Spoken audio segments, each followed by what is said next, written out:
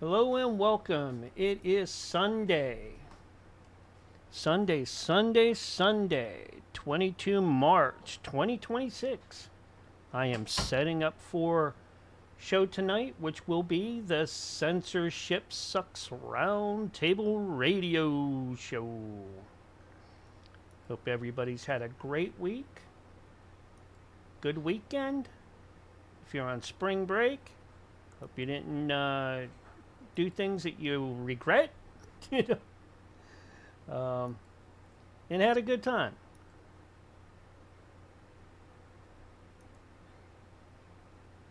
So let's go. Let's get this. Let's get this all going here, and I'm going to get us up and rolling in a few minutes. I'm just making sure all the bells and whistles and platforms are rolling like they should be.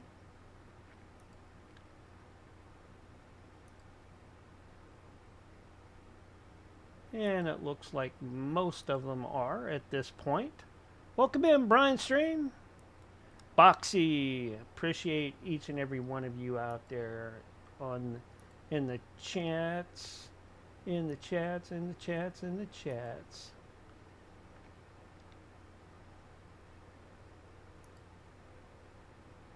Working hard to get everything going.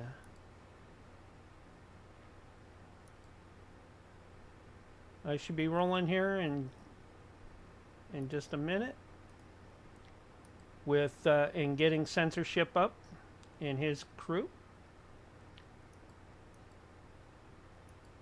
Let me take the opening banner down. There we go.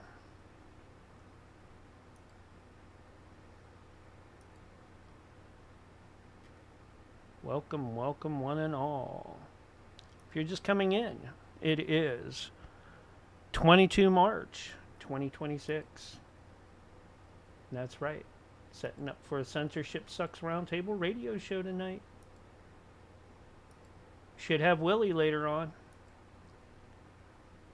Always a blast with that worm farming kook.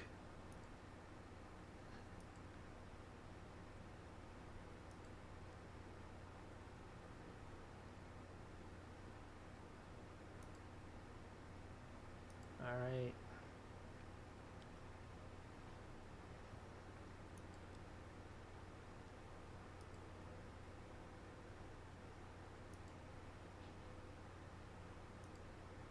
Yeah, maybe Mr. David Hogg from Mines will join us tonight as well. You never know. We're a Yodavation. Veterans Radio, welcome in, bud. Hope you're staying warm up in Canada, because it's cooking down here already in Texas. I think it was up in the 90s today.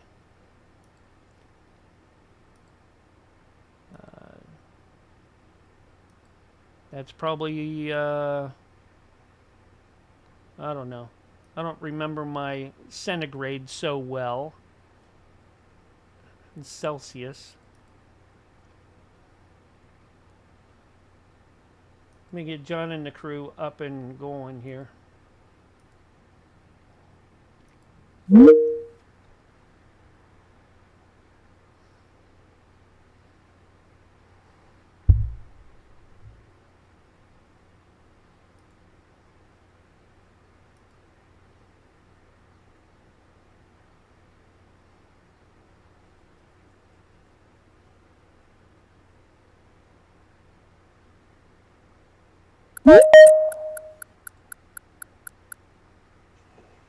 Hey, how's it going, Doc?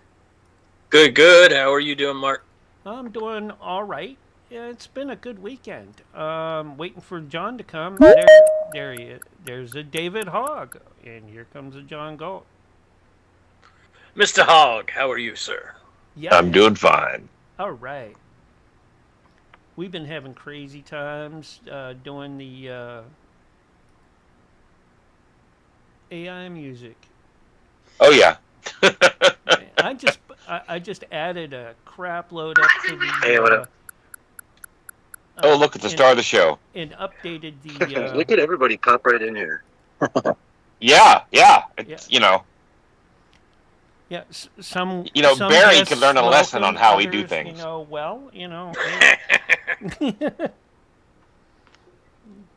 Oh, good old Barry.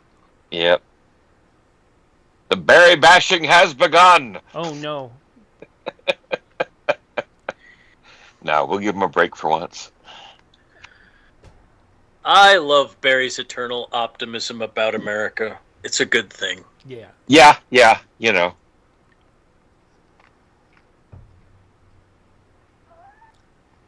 Oh yeah. I'm just happy to know that he actually argues with ChatGPT by actually yelling at the screen.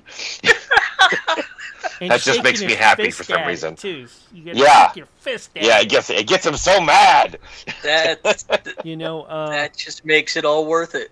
It really does. It really does. We were sitting at the lunch table today, me and the kids, and my son was like, "Man, I got so upset with the damn thing. I just punched the monitor." I'm like, "What?" I'm like, "Do you need a new monitor now?" He goes, No, it's fine. I just really wanted to do it." I'm like, "But I didn't." I'm like, "That's good, because you probably would have put your hand the whole way through the damn thing." Yep. You know what? We need to sell the little boxing dummies with ChatGPT built in. No, we need to force people to learn to use AI on the old monitors, so that way if you punch it, you break your hand. The CRT. And the CRT explodes. And they would they would explode. Boom. Yep. Sparks would fly everywhere. We gotta stop dummying proof everything. We gotta bring back consequences for dummying. I agree with that. They say take all the warning labels off everything and kind of let Darwin sort things out. Yeah. Let's get things I'm cleaned surprised up. that hasn't been a Darwin Award. Yeah. I used to love the Darwin Awards. It's amazing how dumb people take themselves out. Yeah, it's wild. India has you could give out a Darwin Award a day to the Indian trained people. I bet you could. Just get whacked by trains constantly over in India. Yep.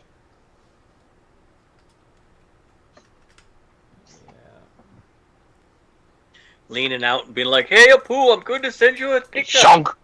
Cut in half right there. Yep. Yep. It's wild. They have entire villages that are built on the train tracks. They move out of the way at the last second. Yeah. I have seen that. They all move their shops. Yeah. Train goes through, then their shops come back on. Yeah, it's like, what? Why didn't you just leave them where you moved them to? I was watching some YouTuber, and he just kind of pushed his chair up against the wall and sat there, waiting for it to go by with his beer in his hand. And he's like, you could tell he was scared to death. It was like, holy shit, I didn't think he'd be going this fast, right there. Yeah. I saw that too, yeah. Wild times. I heard Russia's going to make a run at the Cuban blockade. I mean, they're just doing another fake out like they did with the last one, but it's pretty funny. I was reading some news on that before we came on. It's like we're playing the whole Cuban Missile Crisis without the missiles. It's pretty funny. Yeah. Did you see the streamers went down there and crashed Cuba's electric grid? No, but I saw that Code Pink was down there apparently. Yeah, Code Pink went and put on some sort of event, and there was a bunch of streamers and a band and all this crap, and they basically used up all the electricity for the island and crashed the electrical grid and killed half a dozen people in a hospital on ventilators. Oh. Right. Yeah. That is communism to a T. Yep. But hey, that's what they want here. Yeah, well, Yeah. It's kind of scary that there's still people dumb enough to fall for that, though. It's wild. Yep. Well, real communism's never been tried. Oh yes, of course, real communism. Yeah, that's right. I love that answer. Yeah. It's like, And why do they seem to want to flee and come to America? Communism's so great. My favorite is the picture of North and South Korea from space. Yeah, that kind of sums it up right there. Yeah. Yeah.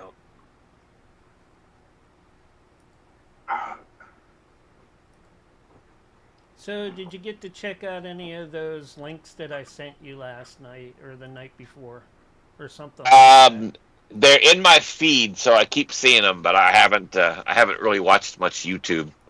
You know, normally I put on YouTube to go to sleep. I don't do that unless I am like super bored. You know. Okay. So yeah, I haven't checked them out yet. Or I can't fall asleep at night, and it's the only thing that I can get that has interest for me. Right. Yeah, I have to have something so I can shut my brain off. Uh-oh. Otherwise, it goes nonstop. Welcome to my world. How's Blue? Doing great. Good. Okay. It's just hot now. We're hot. Okay. This heat spell to pass over. It's been brutal, man. It's up to Yeah, like 100. it's warm here. Mm-hmm. Yep. It was what today? 94? I think so, yeah. Yeah. Yeah, we got up to 99. Yeah. But it's That's past now. brutal. It's dropping off. It's probably already like 80-something. I mean, we're barely into spring, you know? I know. Yep. The average daily high this time of year is 78 here. Yeah. Yeah, we've had some records here as well. Yeah. They got 108 in Phoenix the other day. It's almost time to dust off and get Al Gore out of the closet again to complain about global warming, right?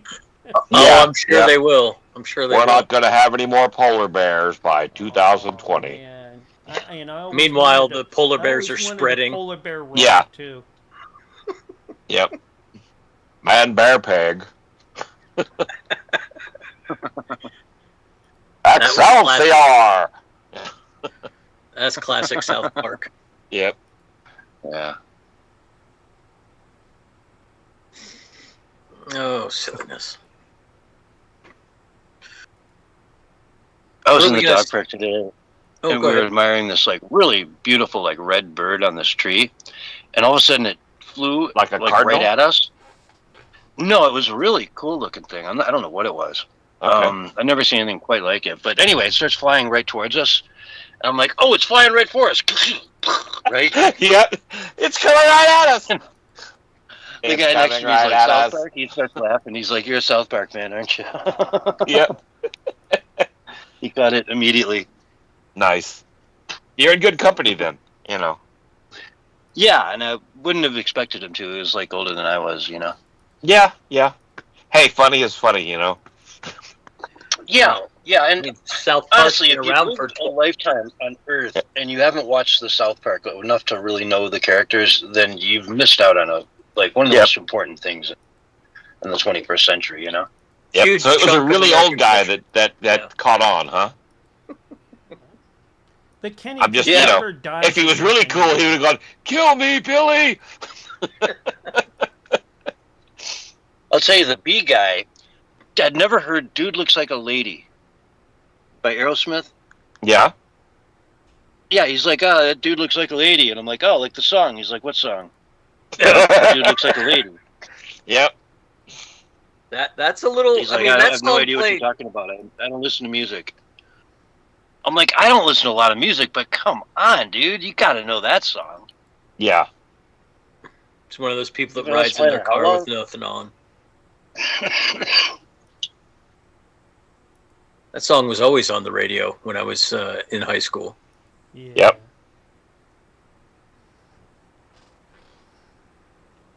So AI music is going to destroy that common bond where you can like talk about songs, stuff like that. You know, you'd be like quoting some obscure song that you're the only person's ever heard before, but you've heard it a lot. You know. Yeah. I don't get the reference.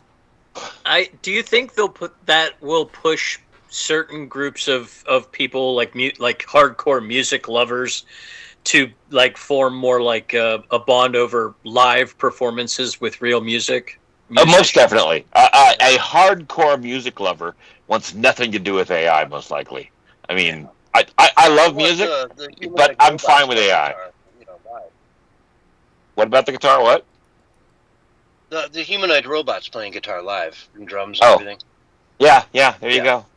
I mean, look, if they can play jazz, I'll believe it. But unless they, Well, I mean, it's all mimicry, okay? So that's what they're designed to do. So eventually, they're going to fool you into thinking that their mimicry is, the spark of talent or what have you.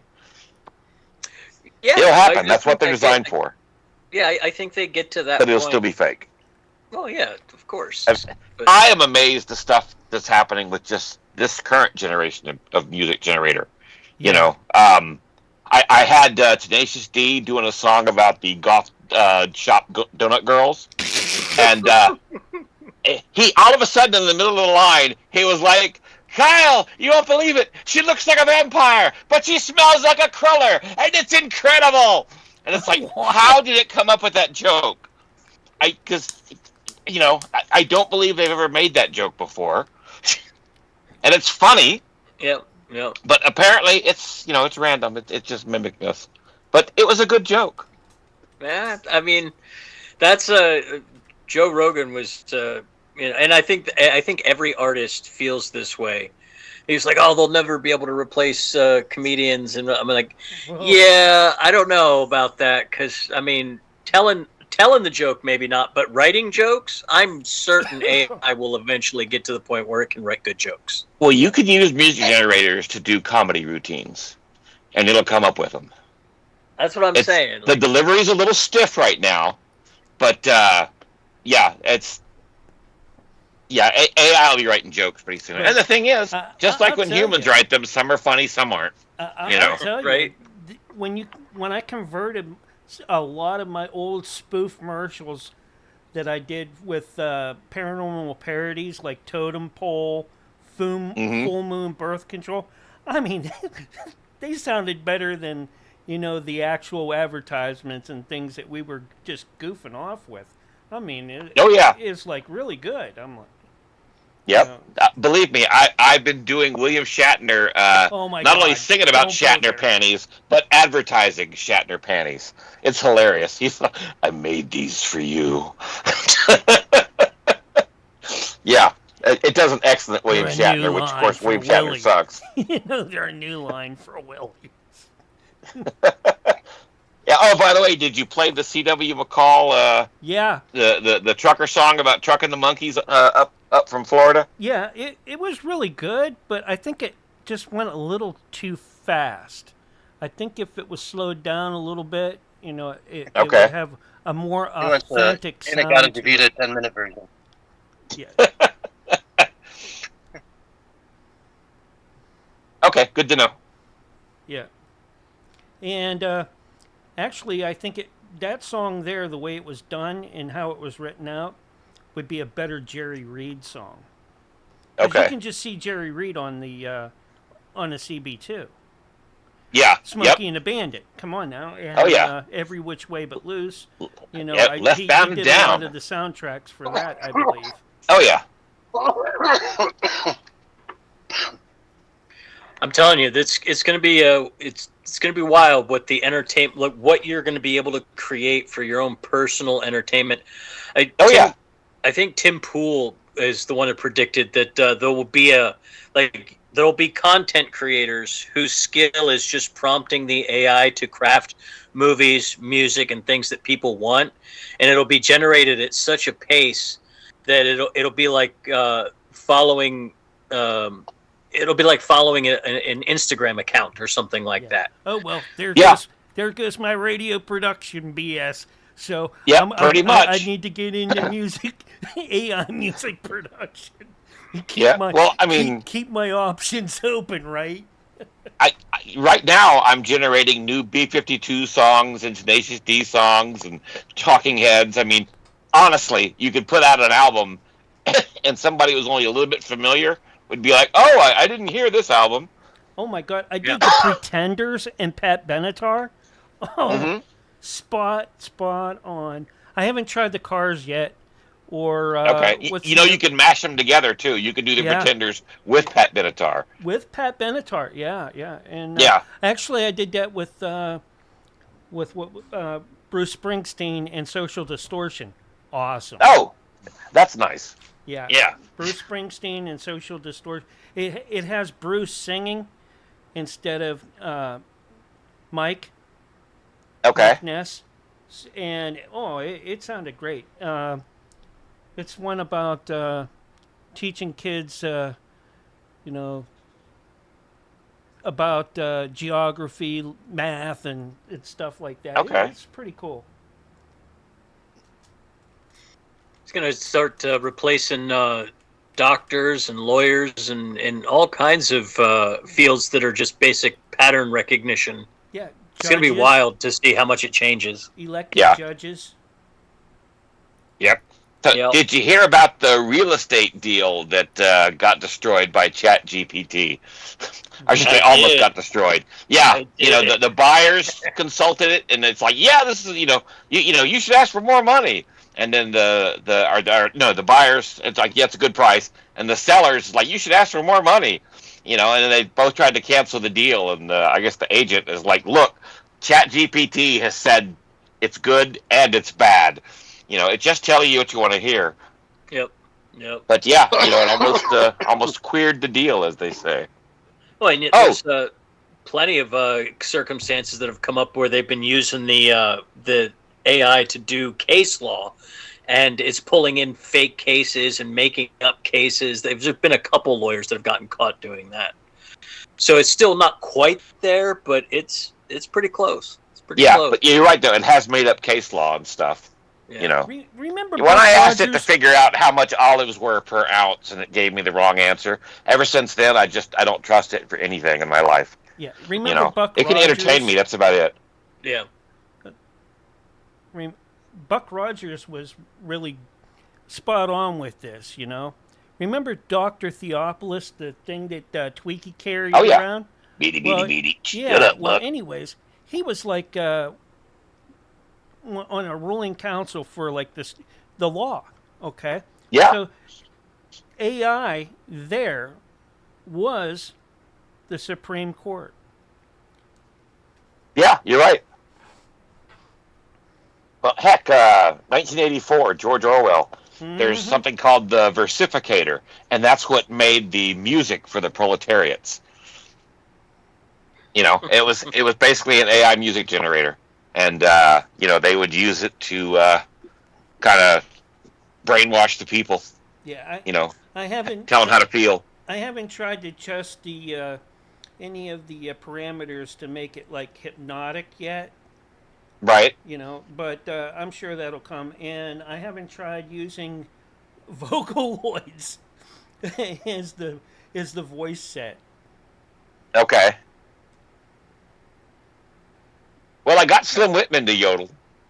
Yeah, but if So, you can get Miku Hatsune to yodel, that might be a different story. They're having difficulties with Japanese. Mm-hmm. So, but that's today. That's the version 3 model. But it all changes, and they can take it away from you in a moment's notice. So, just like life, enjoy it while you can. Mm-hmm. Yeah. That's what I think is going to end up happening. Is what'll end up costing money. It won't cost, like, for example, to go to your nurse, which will be an AI nurse. Right. You won't pay a fee to the doctor. You pay a license fee to the AI company to license the doctor's version of your AI. Right. be You stuff license like the that. good doctors. Yeah. Yeah. Yep. But you're going to have to go to the hospital, like in Idiocracy, and they're going to put, this goes in your mouth, this goes in your ear, this goes in your butt. No, wait a minute. Yeah, so that's the problem with that Doctor AI, is they're still going to need those sensors. Yeah. Unless Eventually, it's gonna lay in a chair. the vaccine has put enough, graphene and stuff in your system that it'll just be built in. Yeah, that may be true. That may be true. Well, I mean, Yeah. for For some, those that, Yep. that partook. Yep. Well, why you know have Chip? Why you know have Chip? Because. Yep. Yep. We really are about to live in idiocracy. It feels Brought like to you by it. Carl's Jr. Yeah, it feels like it in some aspects. It really does. I think there's going to be a drastic, almost a neo-Amish type, like Luddite type movement that will push back and kind of you'll see some kind of bifurcating society. It'll cause conflict, I'm sure. There are those that will just constantly be entertained by AI, and then there'll be those that are the naturalists. And there is no AI in their household, no electronics. Hand craftsmanship will start to mean something again, but only for those that have unplugged. The ones that are still plugged in, it's not going to matter. They're just stuck on TikTok or what have you. I wonder if those people end up going extinct. That like the people that plug in permanently. Like I wonder if idiocracy they get just like to the point where it weeds all of those people out. Eventually, they'll stop. They'll forget to eat. They'll be so enticed. Yeah, they won't procreate. They. Eventually, that race will die off. We'll get the Futurama ads. Don't date robots. Yep, very important. Just remember, kids, don't date robots. That's right. Somebody should get on that right now. Like we should just start a campaign right now. I do like this. There's a picture of a GeForce graphics card that says, "This is your AI girlfriend without makeup." I did. Elon shared that on X the other day. Nice. And it's true, but people don't realize it. They, quite a few people I know personally now have AI girlfriends. And one of them found out that it was cheating on him with his buddy. She's like, "Well, his prompts are just so good."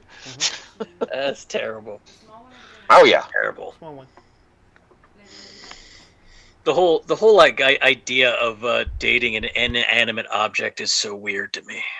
The guys with the little Japanese girl pillows.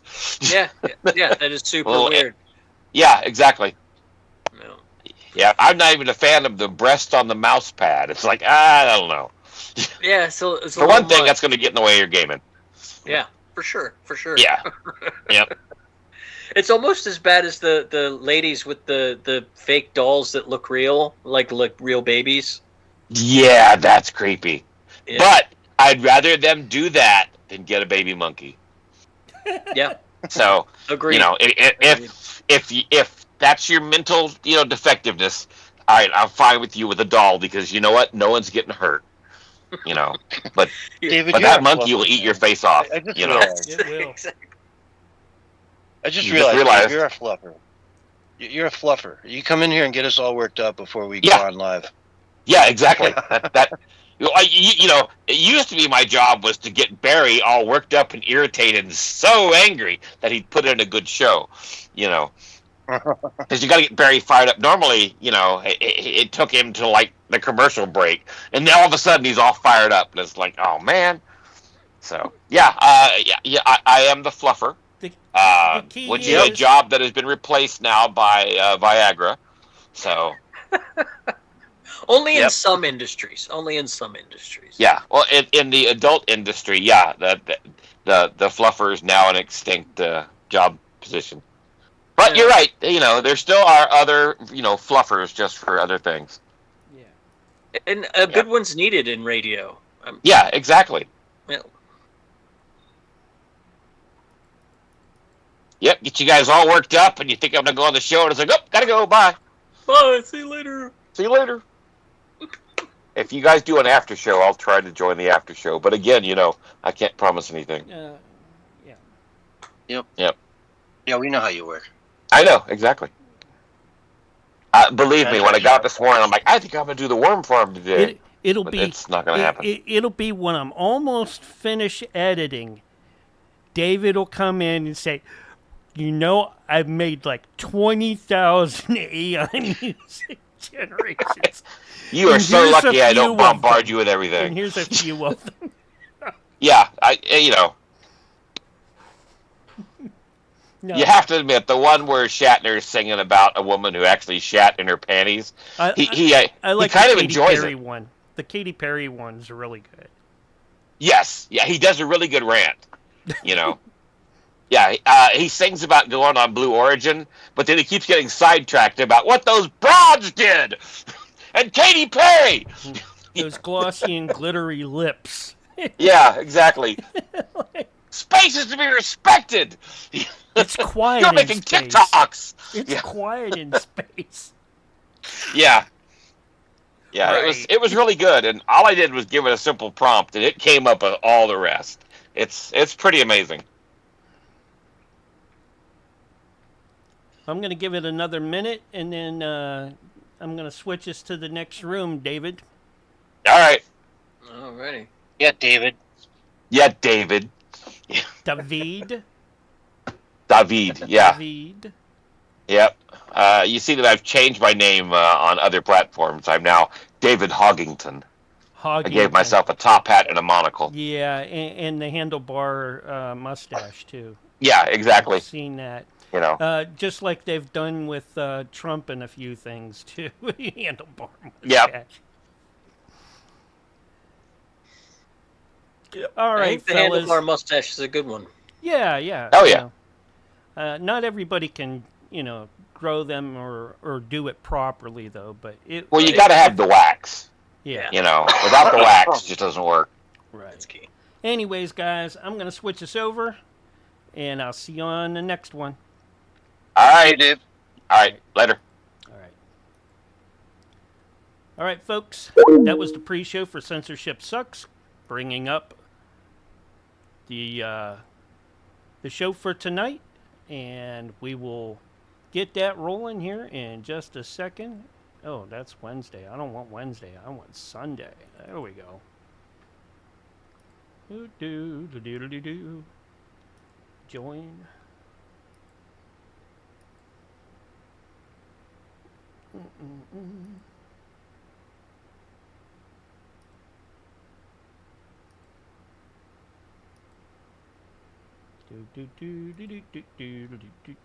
Do.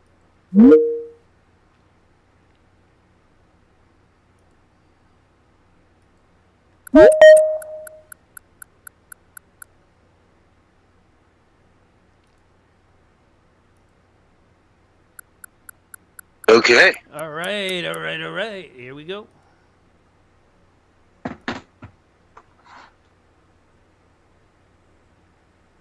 Oh.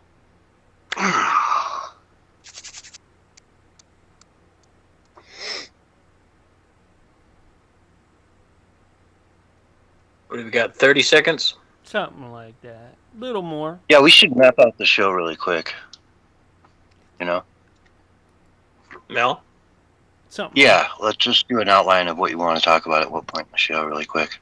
Well, Flat Earth, of course. Flat Earth. Flat Earth. Okay, we'll start with that. Yeah. I'm starting out with Chuck Norris. Yes. Got to start with Chuck.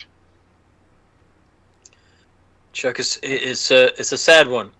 It is. Mhm. But All it's, right, we're under 30 seconds, and look out. Here's your countdown. 5, 4, 3. Right now? 2, Which 1. countdown is this? And you are live for the very first time tonight, right now. Hello, everyone, and welcome to the Censorship Sucks Roundtable Radio Show Sunday night edition for March 22nd, 2026. Doc is in the house. What's up, Doc? the birds? The birds are up. The birds are up. Yep. That's right. Yep. And what's down, a little sour note I guess we'll start out with tonight. Chuck Norris passed away this week. And I got to say that the devil was probably shaking in his boots for a few minutes when he was waiting to see if the doorbell rang for upstairs or downstairs for old Chuck. And I think Satan missed a bullet there, you know? Oh, he dodged one, for sure. For sure. Yeah.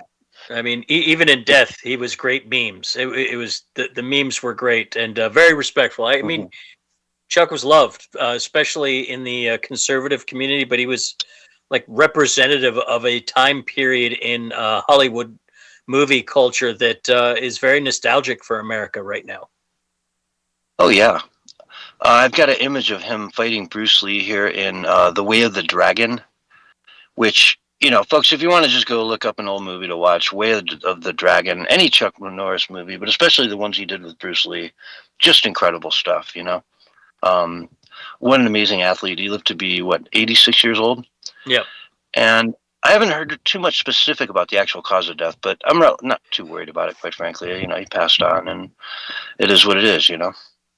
Well, I mean, at that age, a pneumonia, a cold could take you down. I mean, it doesn't take much, even when you are in great shape, if you just get the wrong bug.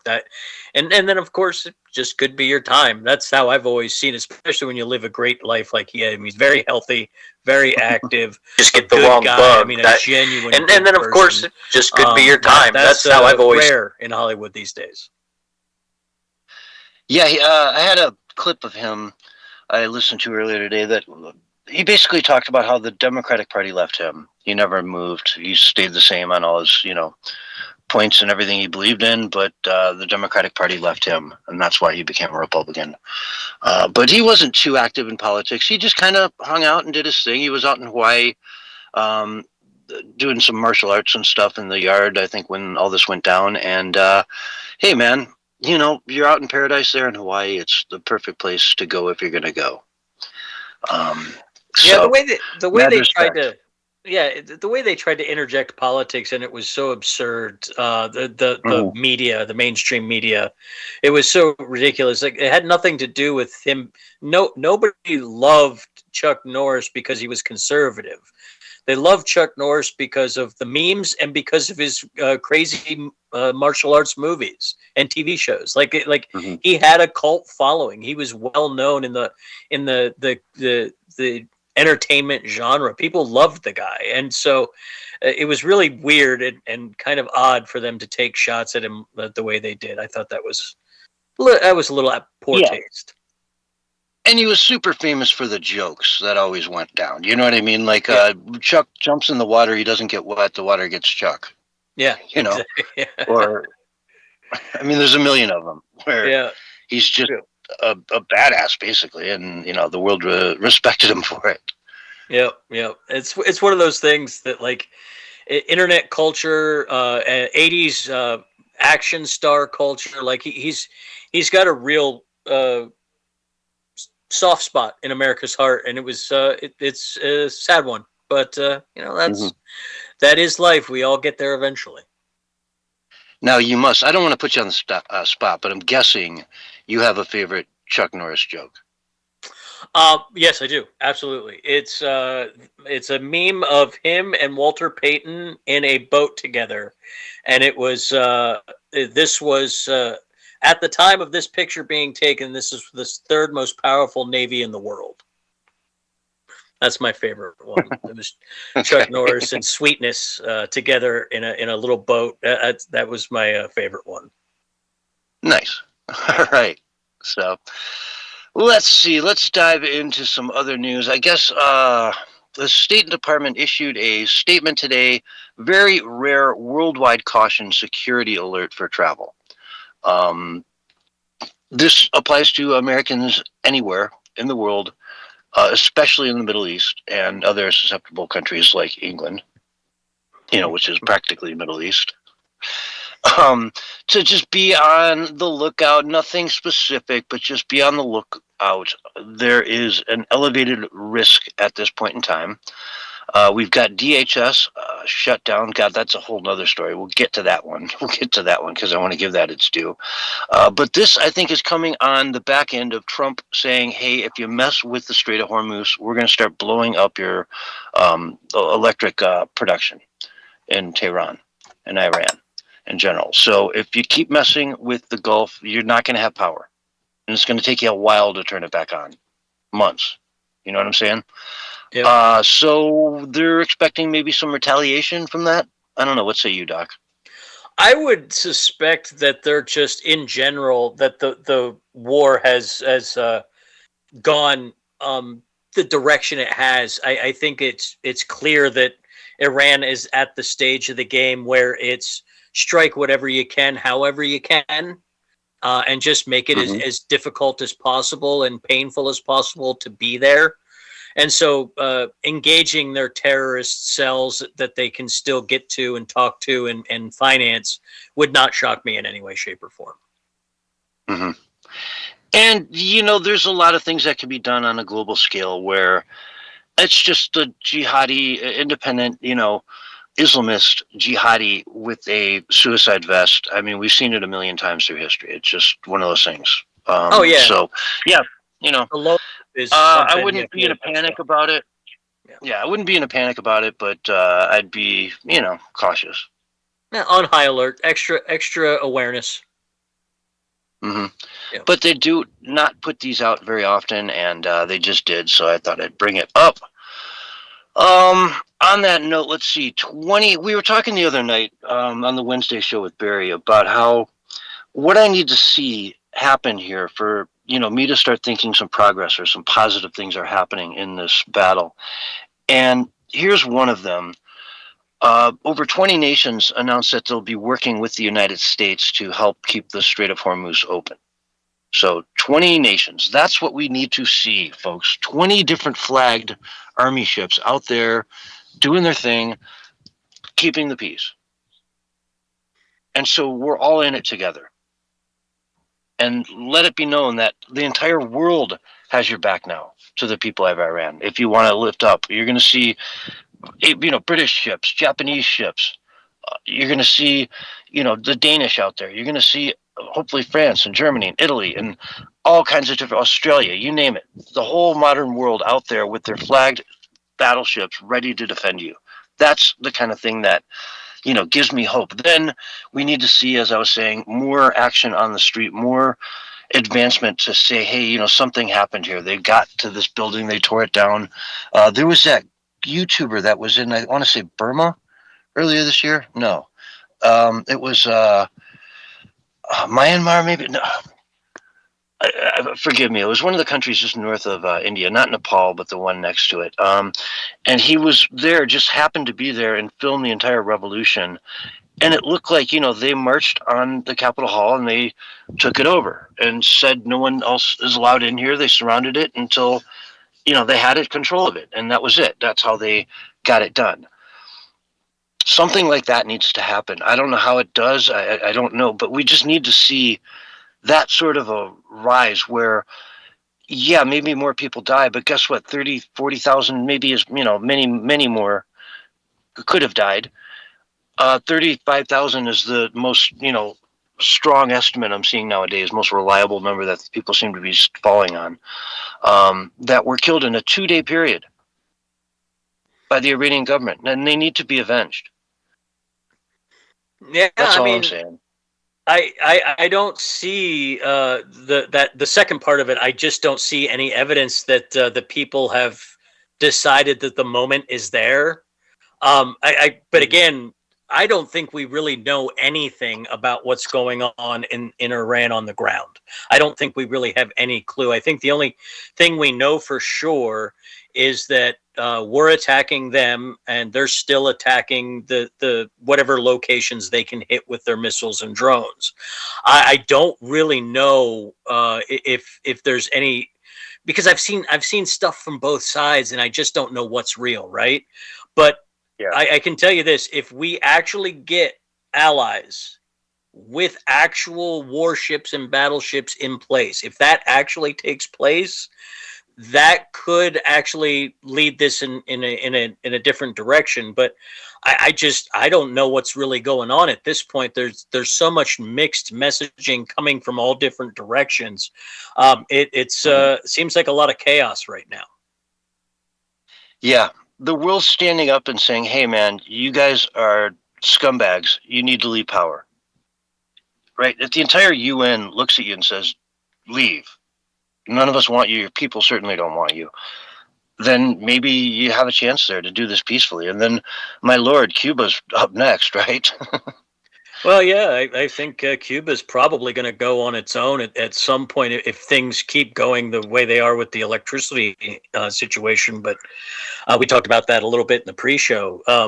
Cuba has a blockade right now going on. Their electricity grid just collapsed, and so there's a lot of chaos there as well. But yeah, I just don't know what's really going on in Iran. I don't think they're being very clear intentionally. Oh, of course. Yeah, of course. And, there's always that fear, too, that they could just kind of go ballistic at any moment and sort of pull the trigger and say, hey, we're going down. Let's not go down without taking everyone with us, a.k.a. Hillary Clinton's threat to the world. Yeah, I mean, it is a concern to me that Israel, it seems a little off the leash right now. They concern me. If Iran can hold out long enough, how desperate does Israel get? That's a concern I have. But as far as what's actually taking place, I think it's all too chaotic right now to even make heads or tails of what's going on. Yeah, and the trick with Iran was the two threats were them getting missiles strong enough to actually make it to Europe or the United States or Africa, Asia. But the other thing is then what do they load with them? I think their ability to enrich uranium is a long ways off now, decades. I mean, they've got the scientists still alive who know how to do it. They just have to rebuild everything from scratch again. Yeah, we've definitely set them back at least 10 years, at least. Yeah. So then it comes down to how dangerous are they at this point? I mean, they need to go. That's the bottom line, though. They need to go. They just need to go. And I don't know. I would love to see this end one way or another, but it'd be sad to see us go through all this and leave that regime in place. Although they got a new supreme leader and everything's better now and yada yada, they say everything you want to hear, and then 2 years later they're enriching uranium again. Yeah, at this point, there is a real danger in leaving anything standing. There really is, because you've now given them the people that are in power now. You've given them no reason to participate in polite society at this point. So, yeah, that is a concern. And their people, I mean, they just killed some, wrestler? Yeah. Some high school wrestler for being at a protest or for saying the wrong things. And that will just, they get full control again. I mean, that's a death sentence for another 100,000 people. Probably. Yeah, I have no doubt. Yeah. Yeah, these were not a pretty situation. Yeah, these are the kind of things that this is why people inside the White House were very much wanted Trump to stay away from this kind of action. Now, of course, there are the other side. It's split. It seems to be inside the administration, but this is why there's a whole lot of unknowable, unintended consequences that will come if we can't complete this in the way that they've intended. Yeah, so we'll have to hope for the best here, obviously. Yeah. They seem to know what they're doing. I've liked the plan so far, and hang tight. They said 4 weeks. Let's give them 4 weeks. That pretty much ends at the end of the month, though, so they've got 1 week left on those 4 weeks. And then, I just saw gas spike. Now it's up over $1 since this thing started. It went from $3 to $4. Yeah, right? we're at 430 here. Yeah, we're at 410. Yeah. I went to a friend of mine's place this morning, and I'm looking at the gas, 387. I'm like, okay, I'll just, I'm going to stop in here and I'll go get some in a little bit. I come back outside and it's 410 or 407 or something. Yeah. I'm like, great. I should have got it when I first rolled up here. Now it's 30 cents more a gallon after an hour. Yeah, and that's going to be a serious concern if this doesn't come to an end, because I know right now that there's 3 different oil prices out there right now. The oil on the ground in the Middle East is going for about 150 to 160 a barrel. On the ground in Asia, it's like 120, 130. And then here in America, it's just under 100. So the futures market isn't even really showing the real-time price for some people. So it's a real concern. It's a real concern if this keeps dragging out, the gas prices, especially diesel and fertilizer. Mm-hmm. Yeah, diesel prices are way higher, like $5.60 or something. They're much higher. Yeah, at least where I am. We've seen the similar here too. Yeah. So, man, wild stuff. I always like having Barry on because he's from Oklahoma. So when he throws out gas prices, they're always like really optimistic. Yeah, Oklahoma has some great prices. Yeah. Like, oh, wow, you're still at $2.50. Good for you. All right, there is hope for America. There's hope. Yeah. Well, if it wasn't for a lot of the stuff we did with the climate change nonsense, we wouldn't have so few abilities to process oil here in the United States, like California, all the nonsense they've been doing. We're just now building our first refinery in 50 years down in Texas, right?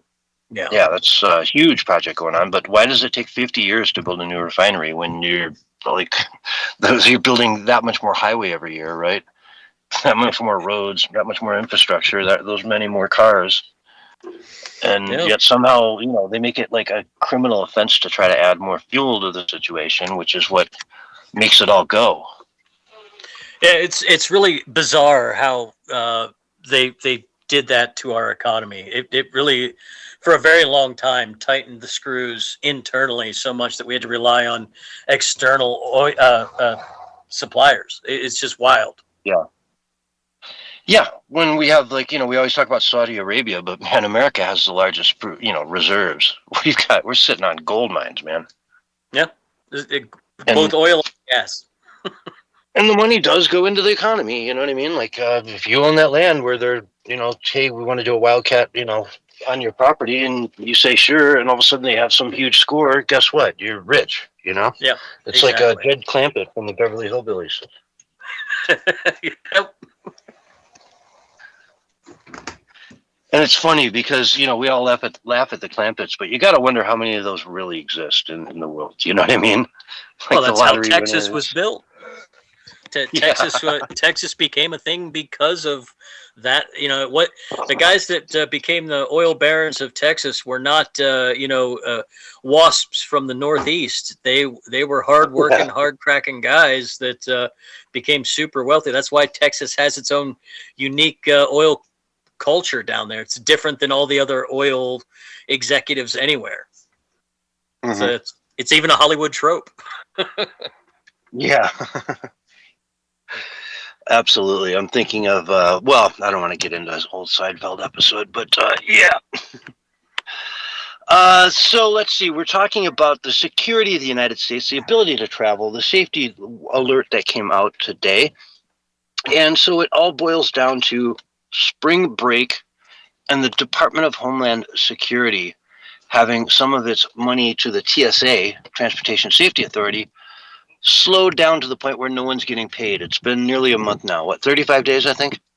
Yep. And they're not getting paid, folks, so they can't keep coming in, right? They want to come in. They'd love to come in, but they're not getting paid, and they work for the government. So put that together, keeping your airport safe, and you can't get paid. So there's two aspects to this. One involves Donald Trump. The other one involves Elon Musk. I guess let's start with Elon Musk because there's probably less to unpack with it. Doc, did you hear about this? Yeah, Elon went and did an Elon thing and offered to pay the TSA until they can get a funding bill taken care of so that the airports can get up and running at top speed. Yeah, he will personally pay everyone's salary until this thing is resolved. I mean, is that a gift to the Democratic Party, though? Is that just them going, okay, guess what? Let's take him up on it. Let's let him pay the TSA for the next 6 months, and we can just sit on this forever. I think it actually helps. I think it would help Trump, actually. I think getting that resolved before the holiday summer time would be a huge win for the Trump administration. Even if they still don't have funding taken care of on the back end, at least the front end, the customer who is your normie voter, they're taken care of. And so they're not going to be thinking about that when they go into the ballot box in midterms. Yeah. And right now, I mean, we talk about the vacation period. It is spring break, right? You're seeing all these videos from Fort Lauderdale and whatnot of people going crazy, acting a fool out in the beaches. Yeah. And it's spring break. It's just no denying. There are definitely a lot of people flying right now. And the lines are insane. Have you seen these videos of like 5-6 hour lines? They go through parking lots and like go up one side and come down the other side. Oh yeah, everybody's talking about how their flights are delayed 2, 4, 6 hours. Yeah, it's a mess. You know, I mean, the reality is though that the TSA probably should have been abolished a while ago. I mean, we are so far beyond humans having to do their job that it's really quite silly. And funny fact, TSA has never caught a terrorist, not once. I did not know that. Yeah, I'd have to look that up. It's a wild stat. Never. They just never stopped one terrorist attack. And so it's kind of one of these things where it's almost like the government is holding us hostage at a economic choke point. It's very sad, really, that it got to this point. Yeah. Well, Donald Trump has proposed a solution to the situation, which I find just like straight the most Trumpian thing ever. You know, it makes you just smile just because it's so point on. And he wants to have ICE go man the THS stations and, you know, assist with the agents that are still there. And so he's going to send ICE in there. And if they catch any illegals going through security, boom, they take them out on the spot. Hey, it's a win-win, right? Yeah, hey. You're you know, trying to fly out of the country, whatever, and you're legal. Yeah, well, hey, just go on your way. What do? You're not going to arrest that guy. You're already leaving. Go. Yep. Don't come back, right? Yeah, exactly. But yeah, no, that's an interesting situation if he were to do that. And apparently, folks, tomorrow morning, 9 a.m., bright and sharp, they're going to be showing up there for work. Well, that's good. That's good. I think he had to do something. Like I said, you do not want that large of a voting population to be thinking about this come midterms. You want it to be resolved one way or another for them. Yeah. But, you know, a lot of this blame I'm seeing in these polls and stuff is not coming down on Trump. Like, they're seeing through it. They're realizing that it's the Democrats. Oh, it's clear that it's the Democrats playing games. Absolutely. Or at least it's the House, right? It comes down on the House, not necessarily on Trump in these situations. So you'd hope that people would look at this and, you know, I mean, they're talking right now about saying, hey, we just need to do away with the filibuster because they're going to do it anyway. The second they get into office, they're going to take away the filibuster and they're going to pass every dream legislation they want to with 50+1 votes, right? So, and we're talking about packing the Supreme Court, making mail-in ballots legal everywhere, mandatory everywhere in the United States, making it illegal to, you know, clean the ballot polls, making abortion completely legal right up to the moment of birth across the entire country, all with legislation that's 50+1 because there's no more filibuster, right? Yeah, well, that's the importance of the filibuster. They have a laundry list of the Democrats do of things they want to get accomplished if they can take over. And one of them is trying to put Trump in jail. So I mean, you're going to have 2 years of impeachment trials. You're going to have 2 years of their nonsense, and then if they play it right, if things go wrong for some reason, and they can win the presidency in 2028, yeah, that's all of those things that you mentioned they want to do. All of them. Yeah, I mean, they could probably pass legislation like right away, and right in the beginning of the year 2 of his second term, that just says, hey man, if you've ever been impeached twice, you can't be the president. You're immediately null and void, and it's 50+1. So they just have to pass it, and boom, it's law. Well, right? no, obviously he wouldn't. The president has to sign it. So it would stall the government. Yeah, he wouldn't sign it. But yeah, you get my point, though. That's the kind of stuff they're going to do. Of course, they're going to make life a living hell for him.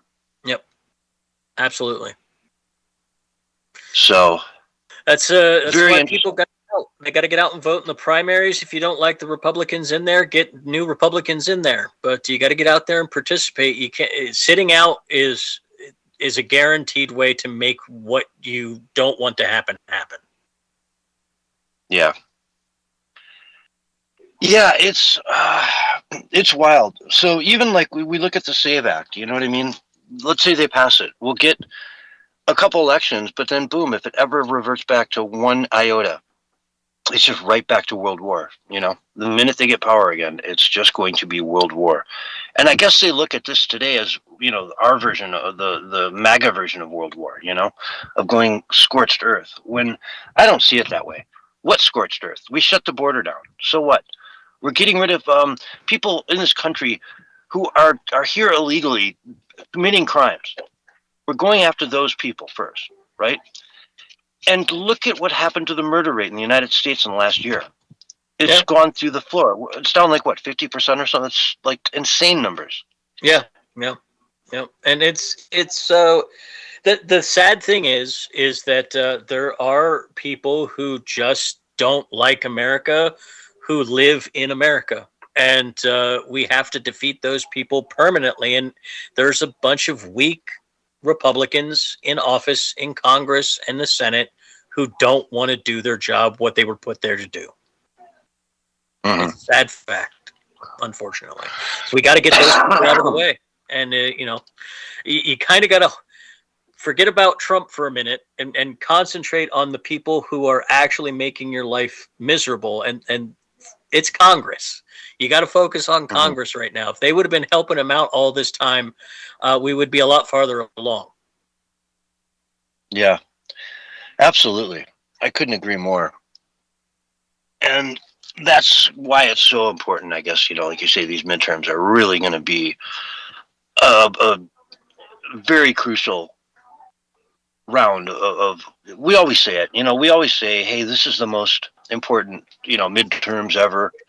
Well, it is. It always is. The one you're in is always the most. And it seems in America, the further on we go through time, the more radical the options become. It's like, hey, just keep some semblance of what America was, or go down this other route with, you know, the Democrat choice, where it's just total chaos. It's Mamdani in New York City. You know, it's what they're doing. It's Tim Walz in Minnesota. Just create a syndicate crime, you know, organization, and just sit on it and let it run, and look the other way at every point, and let them just get away with murder, professionalized, organized crime. I mean, come to America. They're idiots. They let you just steal from them blind, and nobody questions it. Look, I came here to America. 4 months later, I'm driving a Lamborghini. You know, look at me. No, but that's how the Democrats have built their coalition. So they're going to have to keep doing that. I think that combined with the young people leaning more towards socialism in their belief structure because of how hard the economy has been for the youth. You combine those two factors together, and you get unbelievable amounts of destruction of fraud. I mean, you get fraud, you get crime, you get the destruction of U.S. culture and decreased cohesion. Communities fall into disrepair. There's all kinds of negative consequences, but they're caught in a trap of their voter base voted for this stuff, and it's one step after another right into Mao's socialism, basically.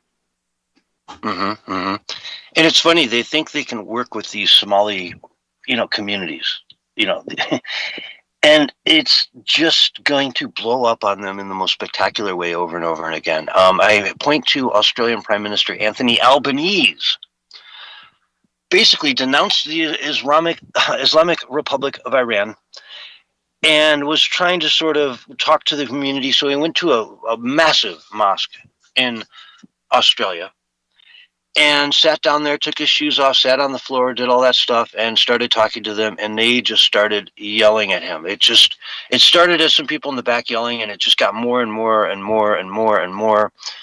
Because, hey, he's saying, we support the people of Iran, and they're not liking that. They're not liking that. Yeah. I've got video after video of this thing just escalating to the point where they're briskly walking to their car, through some back alley, which I'm sure they weren't, expecting to leave through the back door down an alley when they went there. But no, yeah, they're basically almost jogging. In those crazy mobs like that, if you start jogging or running, it just escalates everything. So you just walk as fast as you can without sort of breaking a pace. You know what I mean? Yep. And they're screaming at him. It was a nightmare for him from a PR standpoint. And what did he do? He went on the media, the mainstream media, and said, "Oh, it was nothing. It was totally misinterpreted. You guys don't understand what it was. It was nothing." They were very loving and warming and welcoming to me. It's Sounds going like, to backfire really quick. Oh yeah, it sounds like Australia has some no-go zones forming, like Sweden or the Netherlands.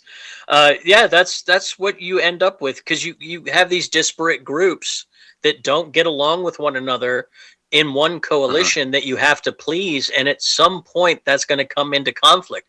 It's actually been kind of Trump's problem. He carried a little bit of the Muslim vote with the failing to, he didn't want to do more wars in the Middle East, whatever. And that's probably going to cost Republicans votes in Michigan. And we shouldn't have to worry about that in this country. We shouldn't have to worry about that in any Western country. Oh, yeah. Yeah, that was the whole Green Party strategy in this last election in the UK, right? Yeah. The Green Party put out stuff in foreign languages, just did entire TV commercials in foreign languages as this, long blonde-haired white woman speaking some language she doesn't understand a word she's saying, I guarantee, right?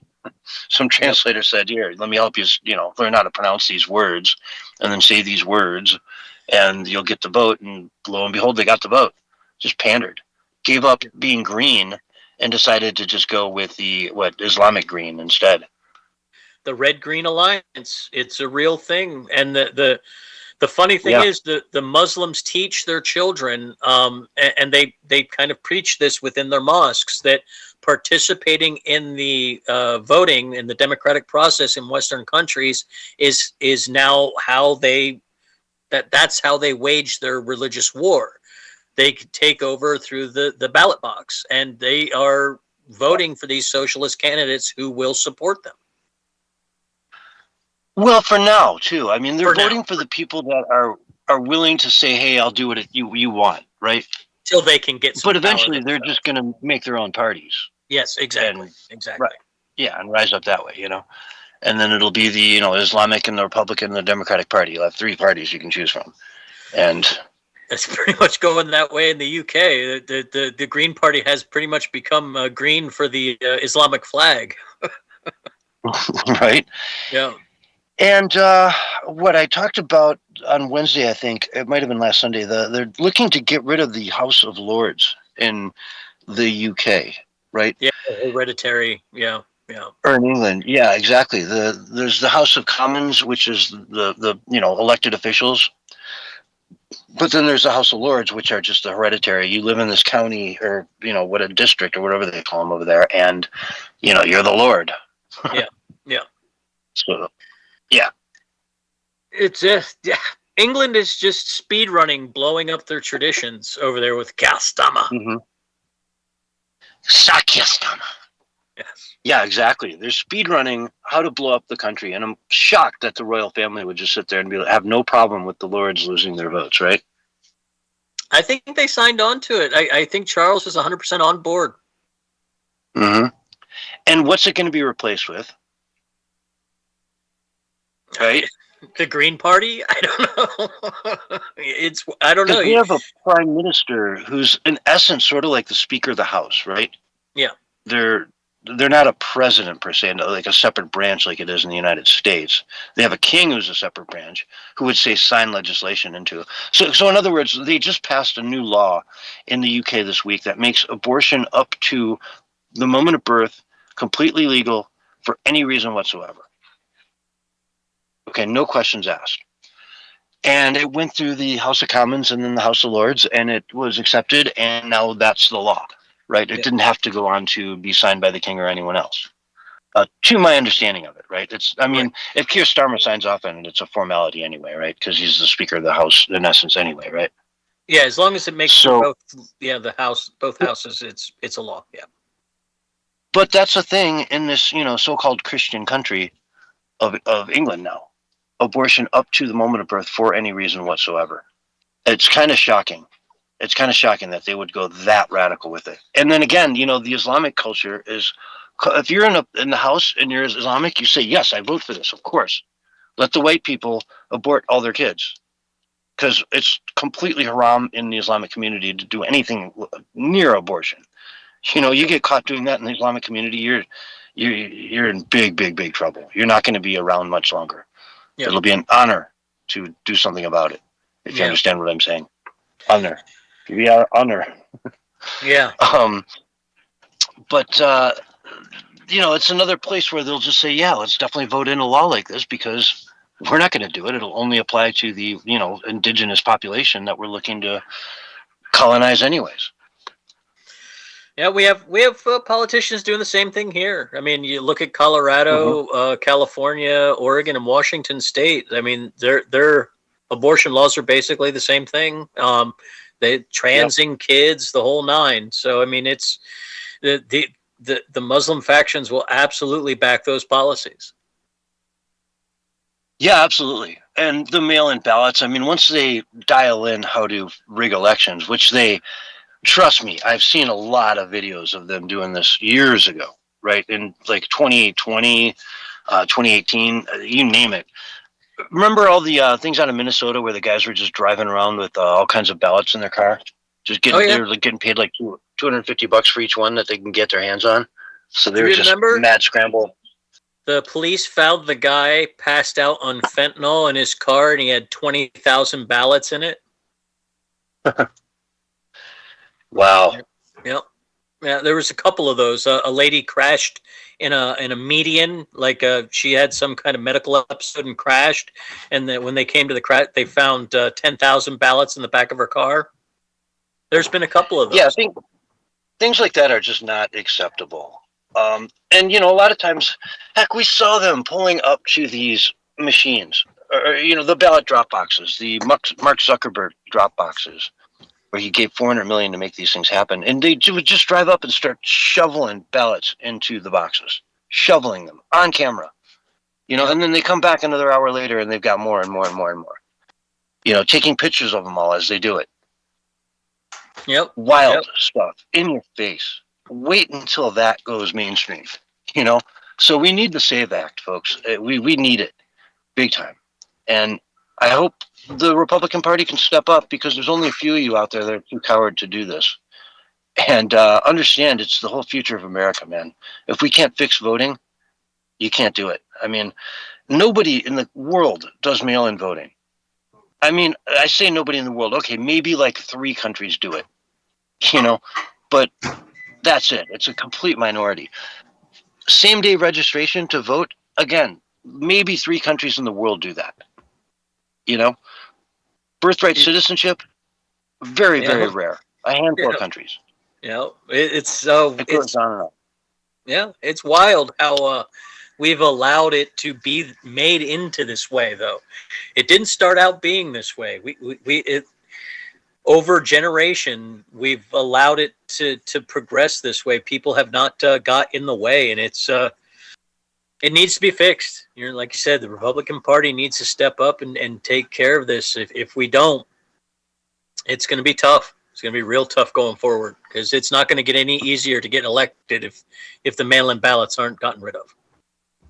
Yeah, that's just obvious to everybody involved. I mean, folks, come on. Anyway, we got to take a break. This is the Censorship Sucks Roundtable radio show, and we'll be right back after these messages. All right, we're on radio break. All right. Excellent. Doc, I need you to do a cameo on the Wednesday show one day, like in the next month or so. Okay.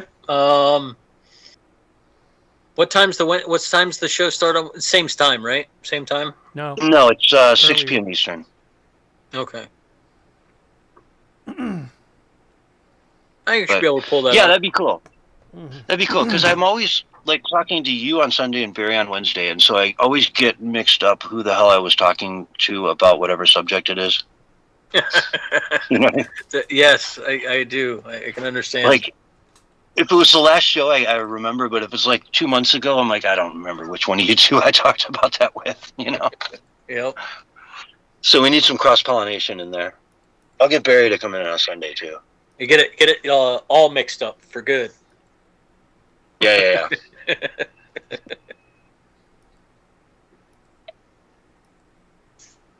Don't forget we have Angel next month. Next month. Okay. Yeah. The only way I'm going to ever remember it's just, every time it comes up, like, Oh, yeah. okay, I got to remind you, it's 22nd of next month, I Yeah. believe.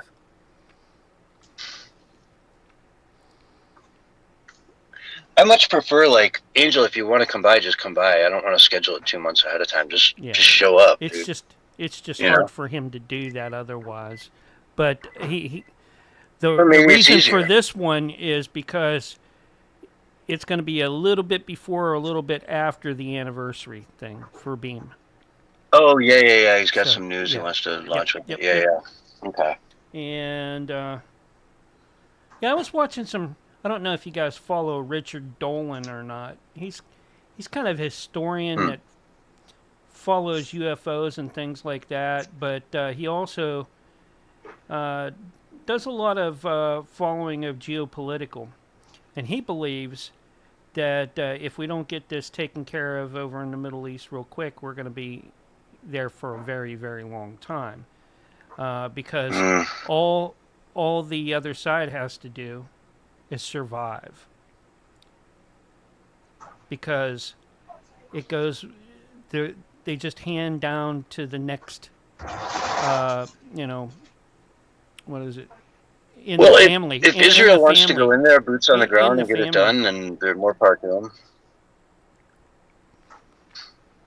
But with I that don't part think of we the should. world, everything's about, okay, well, it's you got to wipe the whole family out, not just one, because if you do that, then it leaves someone still upset, and then they have this thing called what is it? Revenge. No. It's but there's a legal name for it.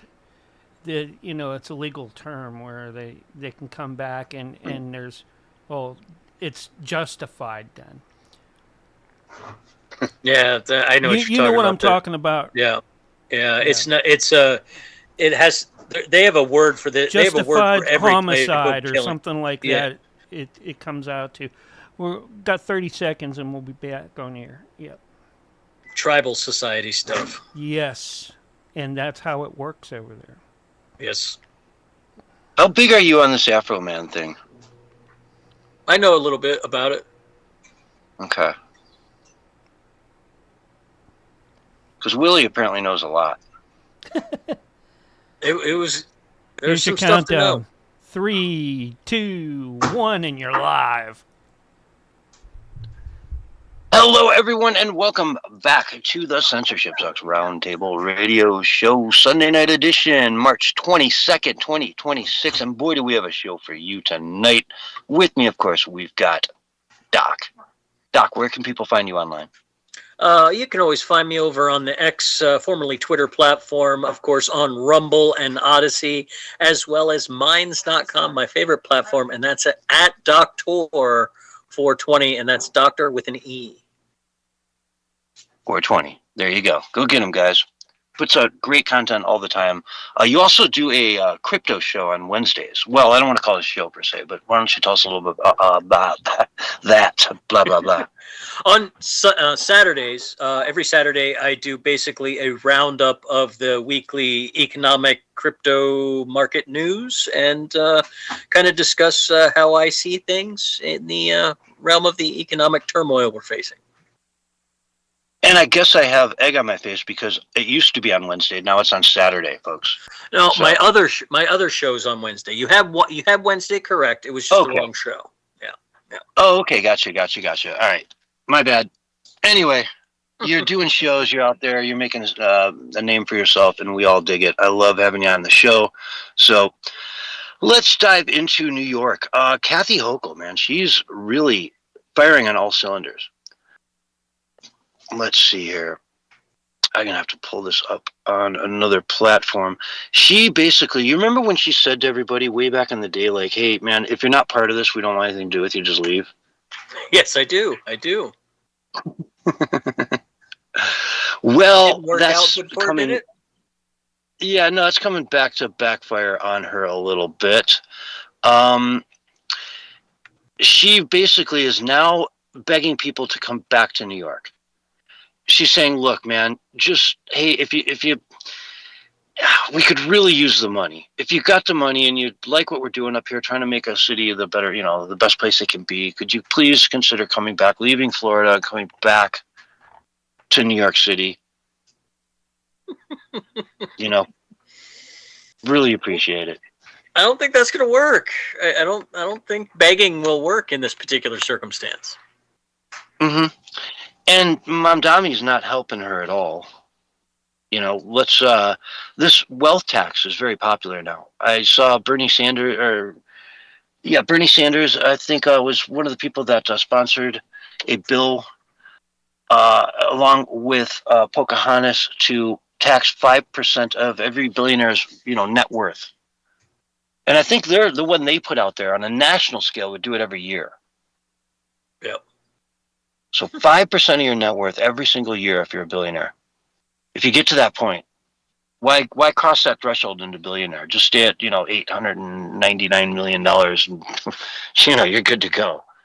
Well, Right? they'll get there eventually. Because all the billionaires are going to leave. Anybody who makes any money of any kind is going to leave. The companies will leave. And we will be just like Europe, because that's what Europe's doing. That's insanity. Yeah. It's a good way to destroy your economy. And with New York City, they just don't get it. With California, it's so simple. Watch. If you're a billionaire and you've set up your life in California or New York City, you're a billionaire. You've got a house in the Bahamas. You've got a house in Hawaii. You've got a house in Florida. You've got one in Europe somewhere. You've got one in Asia. You're a billionaire, right? You see some $20 million home for sale in Bali, and you're like, well, $20 million, whatever. Let's get it. I'm a billionaire. Yep. It's not like it's hard for you. You don't spend that much time there anyway. All you got to do is go to Florida. Next time you're down at your house there, change your ID over to Florida, and now poof, you live in Florida. You can fly back to New York the next day. You just can't stay there more than so many, months a year, which is fine anyway, because you typically don't do that in the first place. Yeah, it's wild that they think they can get these people to actually pay this money as if they don't have the means to avoid paying it. Yeah, Monaco. Let's just go to town. I can name city after city after city you can have another home in and live like a god, live like a billionaire. I mean, you're a billionaire. Life is so different when you're a billionaire. You like an average person can't even comprehend that you can just get on a plane and go wherever you want and have, a home and staff and the whole 9 yards just waiting for you when you get there, Yeah, people don't. Yeah, the average normal person does not comprehend that kind of wealth. Not in the shortest terms. That's I think why the globalists who were back in the Biden auto pen were so keen on getting the world wealth tax in, so they couldn't run away. That you remember that talk about that back at the late stages of the Biden administration? They were talking about signing on to that world tax agreement. Mm-hmm. And they want to do, I know Hillary Clinton was pushing as well for a corporate minimum tax, like a global corporate minimum tax. Yep, exactly. 35% or something. Yeah. That way you can't hide from it. So you go to another country and great, you're just going to, so you'll end up all back in the United States that way. Like Ireland will be done. All like Google, all these companies that are headquartered over there will leave in a second and just come back to America, where at least the judicial system is better, right? It favors the person with the most money.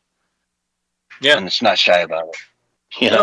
Exactly. It's the weird way that they want to do this. Will, even if they are really truly are caring about the small guy, they're almost guaranteeing the small guy gets destroyed and the super elite get to have their own society anyway. It's just weird that they don't understand that. Maybe they do. Maybe it's on purpose. But it's especially the Bernie Sanders types. I think they're just really not that bright. Yeah, so it is what it is. Interesting to see them going out on a limb, though, and trying to turn this stuff around. It's immediately, California's got this on the ballot, and it's retroactive to the first of the year. So they're going to vote on it in November, but if it passes, it'll be applied to the 1st of January 2016 if you lived in California. So a bunch of people moved out on like December 31st. See you later. Now even more people are leaving. You know, Mark Zuckerberg, another one, just took his money and bought a place down in Florida. And so he's going to exempt himself from that, politely step aside and say, no, thank you. And I think $30 billion is left the state? Yeah, something like that. Yeah, Washington State had a huge exodus as well. They just passed a similar bill, and they lost the Starbucks CEO. Starbucks CEO says, nope, I'm good. I'm going to retire to Florida. And and they're moving much of their corporate to Nashville. Organization to Nashville. Yeah. Yep. Structure or whatever. So that's interesting to see Starbucks giving up on Seattle. That tells you how bad it really is. Yeah, I mean, when you've got your like most iconic, Nike's next, right? If you lose Nike and Starbucks, what's left for Seattle? Not the much. Seahawks, Microsoft. I mean, the Seahawks moved to Boise. Don't laugh too hard about that. The Seattle Seahawks are already complaining about this wealth tax. They've said it's going to make it harder for them to bring in players. Oh my Lord! I envision the Seahawks moving to Boise, and shortly thereafter, Idaho takes up Greater Idaho and expands out to pretty much the Portland suburbs. I'll take it. Uh-huh. Can you imagine? It's just it is odd how willing they are to just destroy absolutely everything in the name of communism. It really is. Mm-hmm. And the funny thing is that we can see state by state what's happening. Florida is just on fire right now. It's just DeSantis has turned Florida into a rocket ship. Texas, Nashville, like you said, Nashville, Tennessee. A lot of states are doing it right. And the other ones are going wacko. I mean, Virginia right now is just going down this psychopath lane with this new governor they have. Spanberger is her name or something along those lines. She's former a nut. CEI agent. Yep. She's a nut. Yeah, they're doing everything they can to wreck that economy, to wreck the state, to just turn it into a place no one would want to live.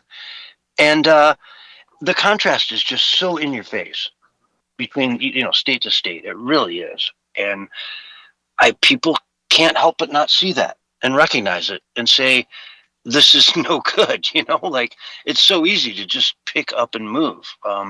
If you're a billionaire, it doesn't even require anything at all. If you're an average person, it's doable. It's doable. Takes a while to settle in and meet your new friends and all that, but once you do, you're good to go. And if you have any kind of job that's mobile, people are they're voting with their feet. Yeah. Well. Yeah. Well, that's the thing too. COVID made everybody, mobile ready, right? They all know how to use Zoom and do all that stuff now. So it's an old hat. It's easy to, pick up work on Upwork or any of these sites. But folks, this is the Censorship Sucks Roundtable Radio Show. We've got to go to break. We'll be right back with more after these messages.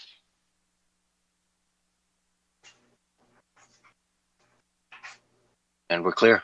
Yeah, well, broadcaster locked up. Hold on. Oh, no. Yeah. It'll get going here. Just a sec. Broadcaster locked up. Yeah.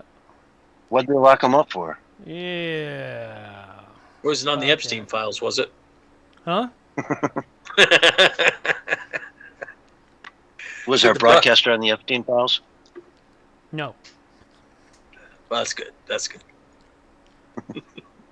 I don't think it served anybody on Pizzagate either or any of that other crap. Dude, I've got one of those complete 360 sunsets tonight. Like every corner of the sky is orange and purple. Oh, those are beautiful down there. Yeah. And you see horizon to horizon. Or shall I say mountain range to mountain range? Yep. It is very nice when it's clear and the sun's going down, and you can just that time of night lasts so long in the desert. It's pretty nice. Oh yeah, it's like an hour and a half. Like hour and a half long, like the most amazing sunset you've ever seen all the time. It's wild. Yep. It was one of the cool things about living. I mean, aside from the summer, like there was like 3 months in the summer where I absolutely despised living in the desert. But the rest of the time, it was pretty nice. Yeah. Yeah, All 3 right, months. Well, I'm going to take a hang up here and then get you on Okay. right back. All right. Hopefully Willie will be in.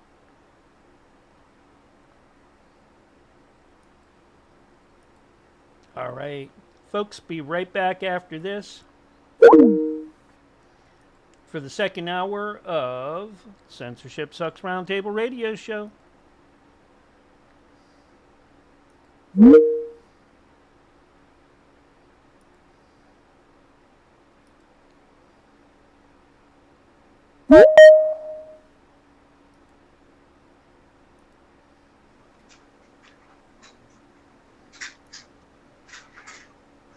Hey, David. Welcome back.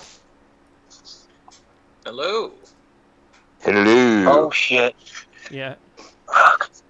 This guy thinks he's funny. He's not. Yeah, that's the worst part. That's to be determined. I mean, Oh yeah. maybe tonight. Yep. I don't see Willie up, so I don't know. Like, I'm here Did you just just say to bother Willie's Willie. not up? Yeah, there's a pill for that. We discussed that earlier. I knew that was coming. where you at, Willie? Well, we're not going to let that slide. That's just too easy. Yeah. You know, it was a slow pitch softball right there. Okay, James. Yep. Where the heck are you, James? Hey! He's Hey! Flat Earth. Flat Earth! That's good. Yeah, the B-52 is singing about going over the ice wall. It's very entertaining.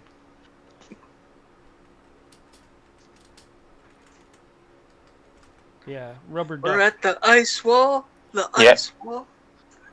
It's you know the Rick and Morty with the interdimensional cable. Basically, we now have interdimensional radio. Yep. Interdimensional radio. Yep.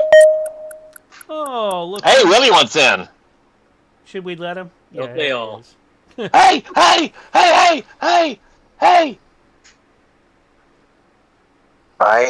man. Hey! Hello. Hey! Hey, this here he is, Willie the Sting Lee. Hey, we got The David Sting. Hogg. We got David Hogg in the house, man. Oh, look at I don't know, maybe not. Oh, son. Yeah. One too many. Hey! That'll do it. That'll do Yep. it. Talk 69. Hello. Hello, Willie. How are you today, sir? I'm doing wonderful. Good. Mark. Hey, Willie, you still owe me Hey, 12 hey. worms. Huh? You still owe me 12 worms. 12 worms. Yeah, you dumb. You dumb. You don't even know me. You dumb. 12 worms. That's a rather odd figure for worms. Why Well, 12? it's an even dozen. Yeah, but worms aren't sold by the dozen. They're sold by the 20s. Come on, man. A Everybody knows dozen. this. A dozen worms. Okay. You sound Alright, tired, now you're just Willie. mocking me because I don't fish. Yeah, we got a low energy Willie. Low energy Willie. Yep. Again, Jesus. they make a pill for that. Yeah, they do. Yep. Well, Willie hadn't come in yet. Oh yeah. Oh, Yeah, James sucks. I keep telling you guys, James. this James guy is like Yeah, not. James sucks. That Willie's the one that got all the gumption. Yeah, I think that James guy is on like Thorazine or something. Yeah, James is just all laid back and chilled, and that Willie's the crazy one. See, what James does is he explores his inner Willie. Everybody should explore their inner Willie.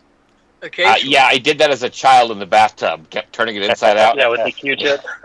Yeah. Everybody got an inner Willie. Yeah. I explored my inner Willie with the Q-tip once, and that hurt. Yeah. Oh no. Yeah, I think they call that sounding. Yeah. I don't want to know. I don't want to know. It involves a rod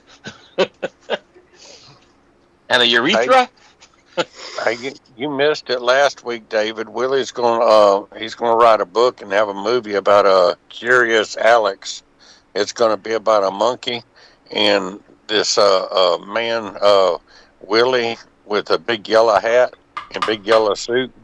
Yeah. Called You were serious about that? Curious Alex. Curious Alex, yeah. Yep. Bye, Curious Alex. It's going to be a Netflix adaptation. No, I see, knew you a guy like misunderstand. that in, He college. rides bicycles. He's bike curious. Bike. Yeah, no, Netflix is very interested. They want to run the Bye Curious Alex version. Yes, but it has to be a black lesbian monkey. Well, Yeah. at least he's not toaster curious. Toaster curious. Oh, by the way. All right, that was so David that was a Hogg, good you one came too, in David. halftime. Yeah, I just wanted to talk to Willie, but Willie's not here, so I'm a little disappointed. You're here for the Willie segment then. I mean, you don't just show up at halftime and not like do the Willie segment. You know, David Hogg does what David Hogg wants. There you go. That's all I needed to hear. Sorry. Yeah, we don't want you. That's anywhere. right. Yeah, that's right, We don't man. want your bicycle riding linky. I put the ass. Prima in Donna. You know, Look here, Hog we and wrote- Willie sounds like a good name for a southern country band. Yeah. We're looking for Michael the Midget and the representative for the King of Nigeria and Hansel and all those other characters you do. Mainly the Yeah. representative for the King of Nigeria. Yeah, we King missed of that. Nigeria! We need some Chuck Norris jokes tonight. Oh, yeah. Poor Chuck. Poor Chuck, man. Poor Chuck, that man was what, 89 years old? I know, but, you know, Bill and Ted were able to, you know, beat the Reaper. Why not Chuck Norris? Because he took the Hey. job. Yeah, I guess exactly. you're right. Yeah. Dude, hey, that's what I was going to bring up in the show. That you know, he took the job of the Reaper because as soon as he got there, he sent for Mueller. There you go. That's true. He did. That like is that. so true. Hey! You know, who's going to be next? Yeah. George Do you Soros. also wanted to talk about Afro Man, right? Well, you are supposed to be talking about Afro Man. I was waiting for you. You to bring up that only you want to talk wanted about to talk Afro about Man it with because me. you got high. I got Well, have y'all been following Afro Man? I have a little bit. The Libertarian Party of Oregon. They did a joke. They made lemon pound cake the official Yeah. Libertarian Party of Oregon Yeah, dessert. there you go. Yeah. Nice. Yeah. Yeah, if you haven't been following the whole thing with Afro Man, you need to. It's funny as hell. The songs are hilarious. Yeah. All right. Yep. 3, 2, 1, and you're live. Hello, everyone, and welcome to Hour 2 of the Censorship Sucks Roundtable Radio Show, Sunday night edition for March 22nd, 2026. And as always, we've got a top-notch show coming your way. Folks, all kinds of stuff going on in the world. Of course, we've got the man that we always lean on in this segment here tonight. So good to have you back. Hansel, what's going on, buddy? That, you know, I got bit a lot when I was doing the whole snake handling thing over at Alligator Alcatraz, so I'm a little low energy tonight. That's okay. Okay, That's great. okay. And I think, did I hear Willie in there too? Willie, are Yeah, you here? I thought just you were here in the break. Are you still here? Yeah, no, man. Hey, I jumped in, man. I hacked y'all. How about I hacked y'all? Hey, I'm here, man. Hey, we live. Come on. This is true. We are live. Come on. Yeah. Come on. Yeah. Let's go. So now, Willie, I wanted to ask you about this whole thing going down with that Afro Man. Afro Man, because he got high, right? That guy. No, man. Hey, first off, man, hey, I need to tell everybody out there in Radio Land who I am. Hey, look at him. Hey, my name is Willie Lee. I run Willie's Worm Farm down in Waldo, Florida, and Willie's Cricket Emporium up in Sandy Run, South Carolina, man. Hey, I sell worm hot dogs and pea jugs too. Hey, and then we got Hansel in the house tonight, man. Hey, Hansel, he's supposed to be running the show down in Waldo, Florida, while I'm handling business up here in South Carolina. Hey, but yeah, you talking about that Afro Man. Hey, let me tell y'all what happened to that Afro Man. Hey, look at him. The year was 2022. These cops, they got a search warrant to search his house, where the first thing they done is they run up on his gate and they busted his gate down. Then they run up on his house and they busted his door down to his house, and they was looking for the dungeons that had human slaves down in the dungeons. Hey, keep in mind, this man has barely got a crawl space, man.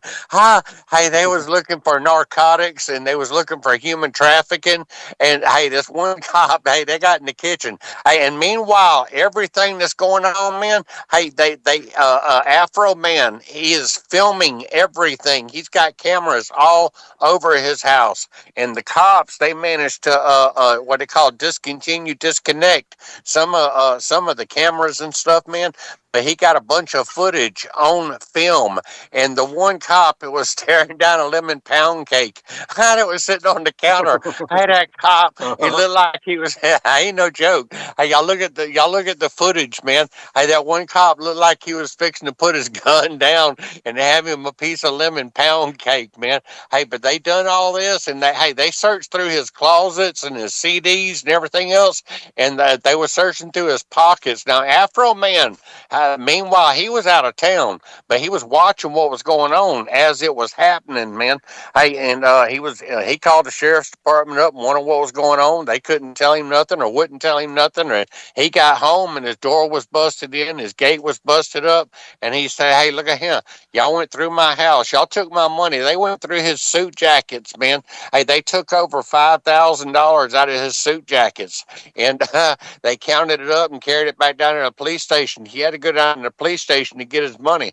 Hey, and they shorted him $400 or $500. I forget what it was. And he said, "Hey, look at him. Y'all, they supposed to be $5,400 in this envelope right here, and it ain't but $5,000. Where's the rest of my money?" Well, they don't know who took it, but somebody took it. A bunch of thieves is what they are. Hey, and this is Adams County, Ohio, where all this happened, man. Hey, and then he's like, "All right, well, who's going to pay me for the damages on my house that y'all caused? And y'all didn't find nothing." And they laughed at him like it was a big joke or something, because they got qualified immunity. I don't know what happened. They got a warrant from the, what do you call that thing, a subpoena or a search warrant. That's what they got from the judge, man. But what kind of evidence did they have? Well, they laughed at him when it's like $20,000 worth of damage. And he looked at them. He shook his head. He said, all right. He said, "I got you."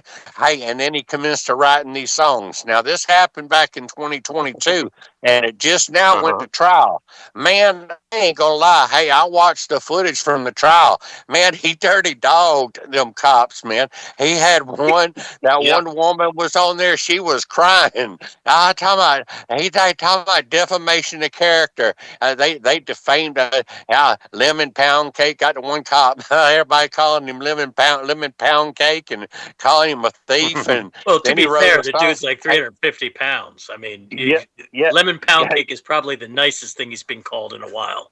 Yeah, exactly. Yeah, he used to be called lemon ton cake until he did the Ozempic. Yeah, that's what they asked that one cop. They said, "You ever been? Somebody ever called you names before?" And he's like, "Well, yeah." Well, what makes this any different? He's like, "Well, I can't go anywhere without getting made fun of." Hey, and Afro Man, he got on the stand. He said, "Look at him." He said, "Let me tell y'all something." He said, "Every last bit of this is going on right now." He said, "It's y'all's own fault. Y'all brought this on yourselves, man." He made all kind of videos. He got that woman. He got that woman running down the street, and then he made another video about he was bumping up against this dude's wife, man, and talking about he was doing it with her and everything. And that guy, he's like, they asked him. They said, "Well, is it possible that he is having an affair with your wife?" And he's like, the cop, he's like, "I don't know," because that was the whole basis for his lawsuit, man. I'm telling you, it's some crazy stuff. You can't make it up. Hey, but the thing of it is he won the lawsuit. Afro Man won, but then the judge didn't like Afro Man and said, "Look at him. All right, well, you won the case, but you're still going to have to pay half the legal cost, and the cop's going to have to pay the other half, and all this other mess that was going on and everything else." Hey, but what Afro Man was saying, he's like, huh? What about his fence? What about his $20,000 fence?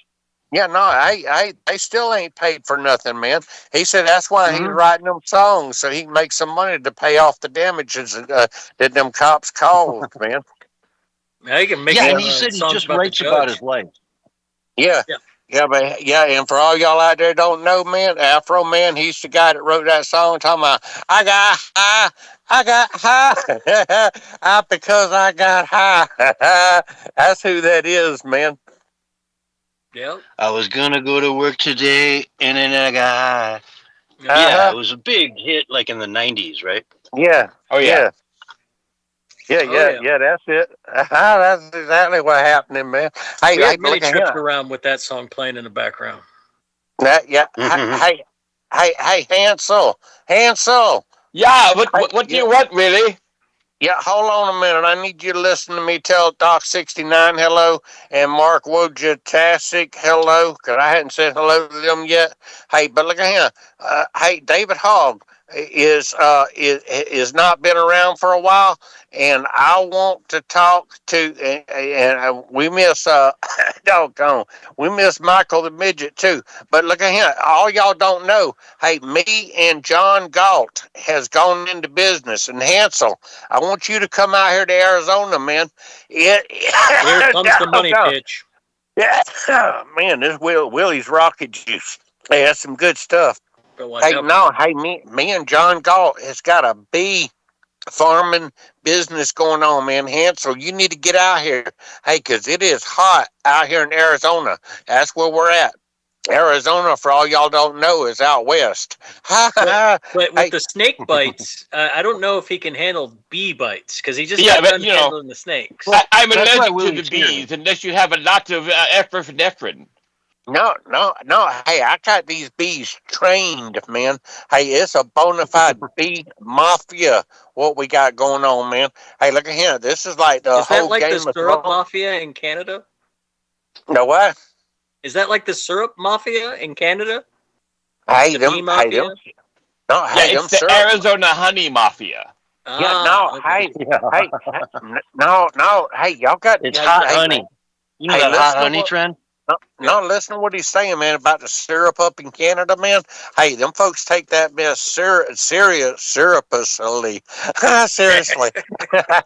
Hey, no, the people in Vermont don't believe that. Yeah, no, they got a regular war, man. The people in Vermont and the people in Maine is having fights and all kind of stuff with the people in Canada and talking about what's authentic and what's not authentic. And then you got these people up in Appalachia, man. They do what they call the sang. Sang is ginseng. Hey, and they have sang wars, man. Hey, and that's the way it is out here in Arizona, man. You got people.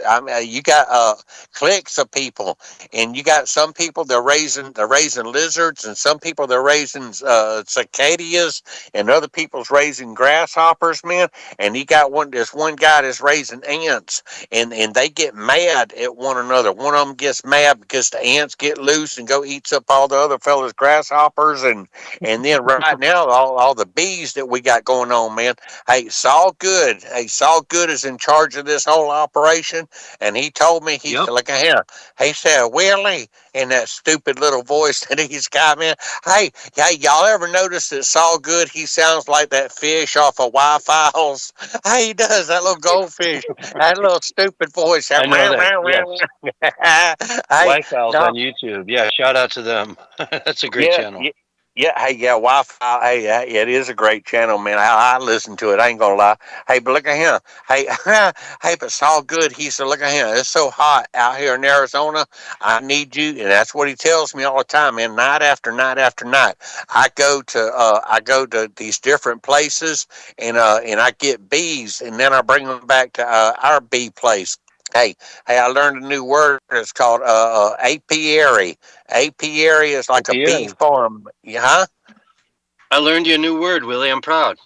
Yeah, man. Hey, I ain't never heard that word before in my life, man. Apiary is like a bee farm, man. Hey, but I go to I thought these that's other where you places. kept the apes. That makes more sense to me. The apiary is where the monkeys are. Yeah. Yeah, hey, you would think as much, man. That's about a dumb name for a bee farm, apiary. What's that? Yeah, it'd be a beepiary, right? Yeah, that what they ought to call it, a bee, maybe a Only one letter buzzatorium. off, right? a Apiary, bee. beepiary. I like beepiary much better. B-E-airy. B-E-airy. Yeah, hey, but no, hey, y'all sidetracking me, man. Hey, man, I keep getting myself sidetracked. Look at him, Hansel. Yeah. Hey, look at him. Hey, I'm going to get up some money, and I'm going to send it to you, man. Hey, and you're going to get on a Greyhound bus and head over here to this place here in Arizona. Hey, and we're going to need you. And we got a whole bunch of bees in a whole bunch of different places. And we go out there in the silence of the night, man. In the silence of the, hey, when it's dark and it's cool, man. Hey, and we get these bees, and we bring them back to our place. Hey, they Saul Good's bees. Saul Good says they his bees, but we got to go at nighttime to go get them, man. That sounds a little illegal. That sounds like they might not be his bees. You got to remember, it's like 105 in the day, right? So at night, it's like 70, 65, you know what I mean? That's true. So nobody works in the day out here. Everyone's nocturnal. That's true. Yep. I forgot that about the desert. Yeah, man. Hey, it's cool at night, man. I'm telling you. Hey, they call me around here. They call me Willie the Sting. Willie the Sting. Hey, they call John Galt. They call him John Two Wings. John Two Wings Russo. What they call him, man. Hey, y'all know that John used to be a delivery guy. He used to deliver pizzas, man. And nowadays he's delivering bees. He moving on up in the world. Man, I'm telling you, come on. Well, you got to have. It's been a long time since I delivered pizzas. Yeah, you got it. I do remember those days. It was a fun job. Yeah, like in high school. Yeah, man. Yeah, with adult entertainment I've seen, apparently Pizza Guy is awesome.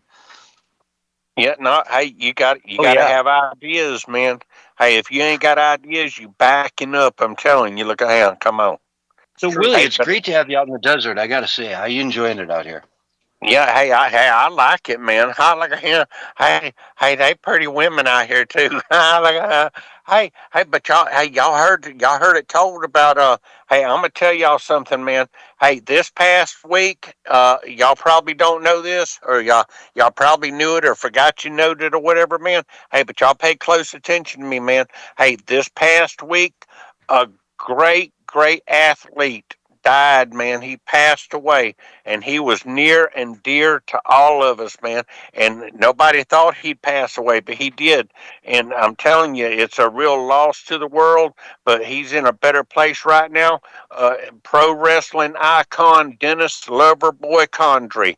He died at the age of 74, man. Him and my daddy used to wrestle all the time, man. Hey, but he was famous, and he done passed away. And I just want to give a what do you call it? Condolences to his family. Come on, hey, and something else. Him and your dad would wrestle. Yeah. My daddy was a wrestler from back in the 70s, man. So you would come home and your dad and him would be wrestling in the living room on the couch, and how does that work? No, man. Hey, I think this is something you're not looking for here. What do you think, Hansel? This sounds suspicious. Yeah, it definitely sounds more like some bathhouse activity. No, man. Hey, we talking about Wahoo McDaniel. We talking about Ric Flair. We talking about Dusty Rhodes. We talking about all the greats, man. Andre the Giant. And this Dusty guy right here, y'all. Dusty, you ain't gonna tell me you ain't never heard of Dusty Rhodes. If I told you I had a Dusty Rose, would you kiss it? Dusty Rhodes, definitely not. Man, look at him. Oh, son. Hey, you ain't never heard of Dusty Rhodes? Come on. No. I have. I've heard of Andre the Giant. Yeah, anywhere they don't pave them, they're usually dusty. No. Hey, Jerry Lawler, man, he was another one. Hey, Jerry Lawler, he's the one. Yeah, that's the guy who popped Andy Kaufman. Yeah. That's what I was getting ready to say. Yeah. He gave him cancer. Andy Kaufman, my personal hero. Okay. So Jimmy Stuka, Superfly, was the one that taught you how to jump off fences and land on those wild hogs you have at your place, right? Yeah, man. Hey, I'm telling you, Dennis Condrey, man, he was trained as a wrestler by a fellow named Joe Turner, man, back in 1973. These were wrestling's greatest, man. I'm telling you. Hey, I didn't come up with some ideas though, man. Come on. Hey, we ain't got but just a few minutes. Hey, but Hansel, hey, look at here. You stick around the farm right there. Hey, I want to know if you seen Aunt Mama Lou out there. Come on. But, as you know, when you tried to have me deported, they ended up taking me to Alligator Alcatraz. So I haven't been on the farm in months.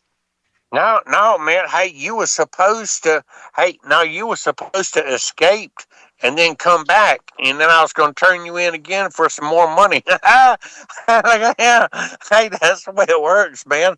Hey, and that's why you ought to have money. Hey, go back out there behind the barn, man, in the right-hand corner, and take a shovel and start digging, man. You'll find some mason jars that's got some money in them.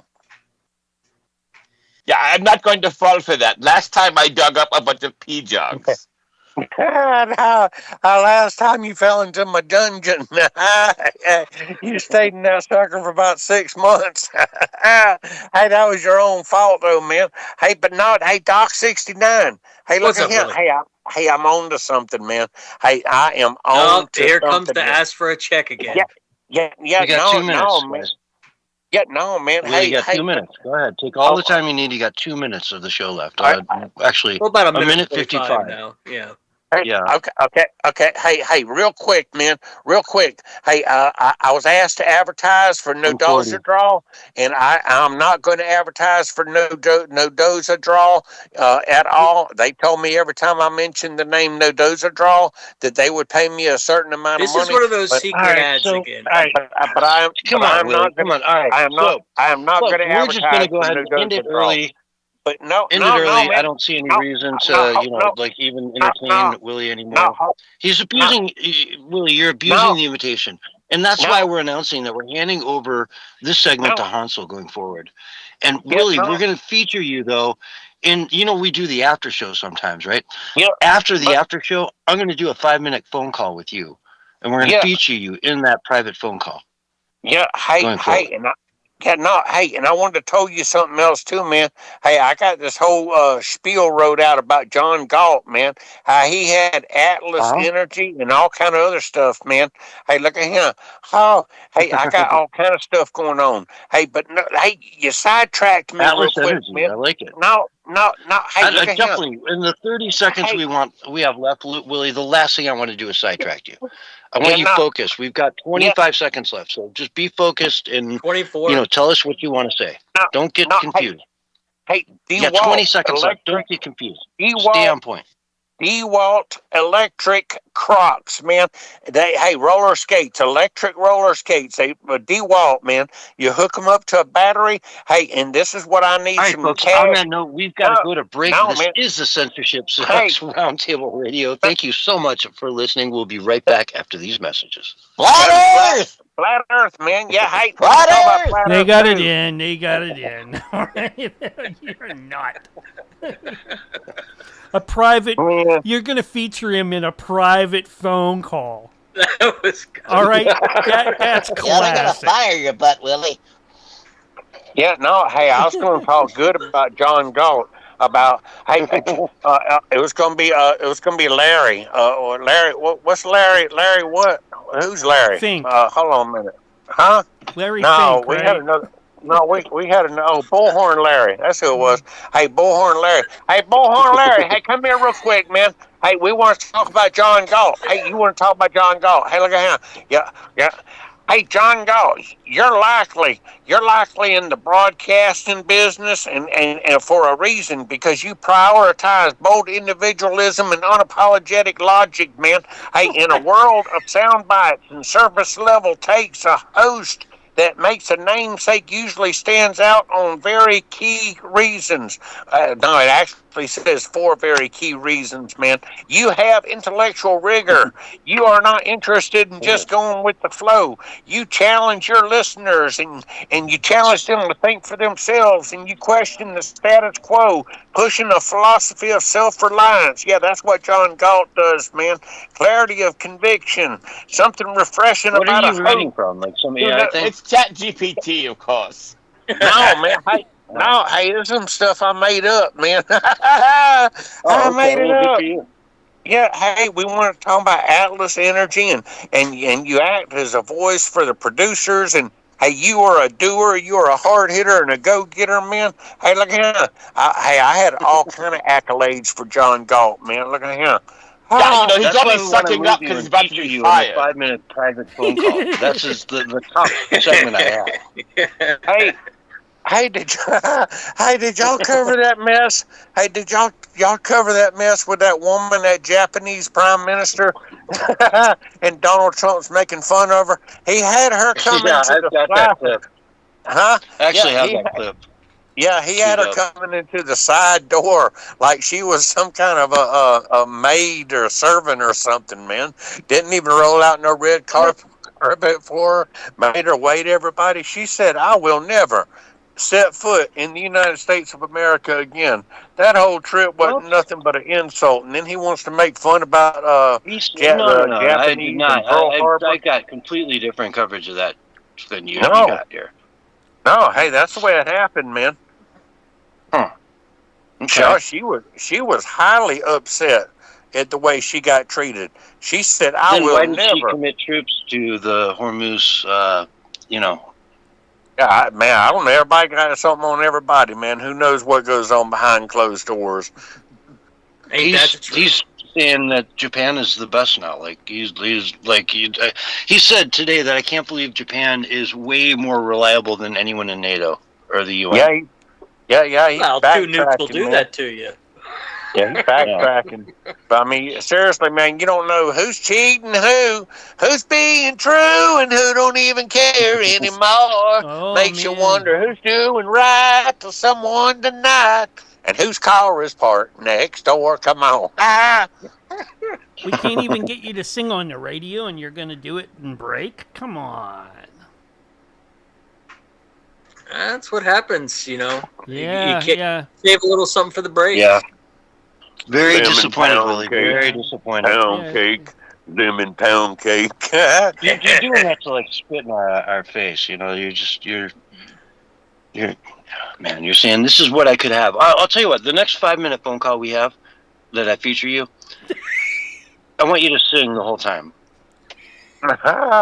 30 seconds, guys. I about sung out, man.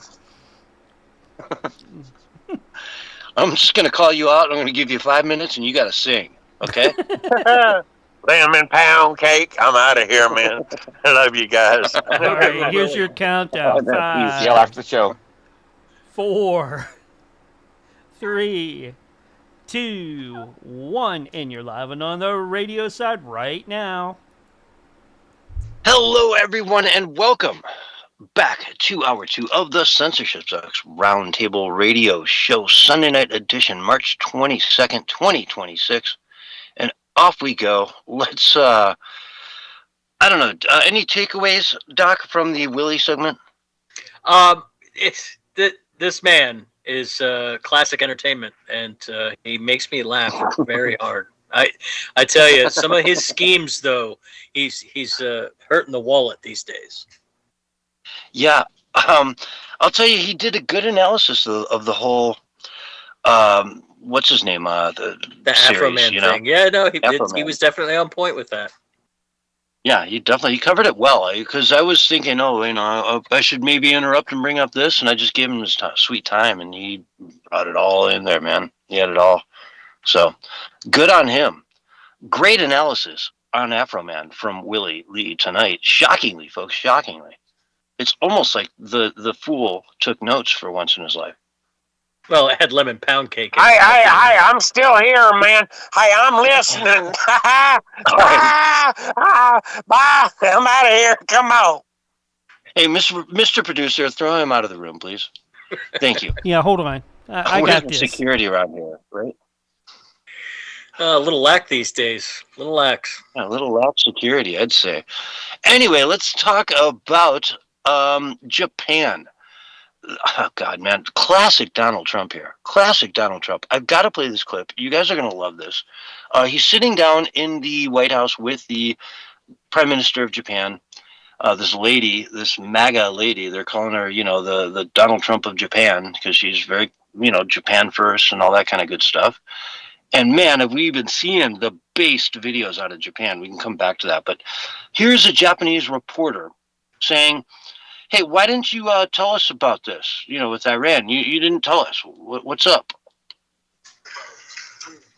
Well, one thing, you don't want to signal too much. When we go in, we went in very hard, and we didn't tell anybody about it because we wanted surprise. Who knows better about surprise than Japan? Okay?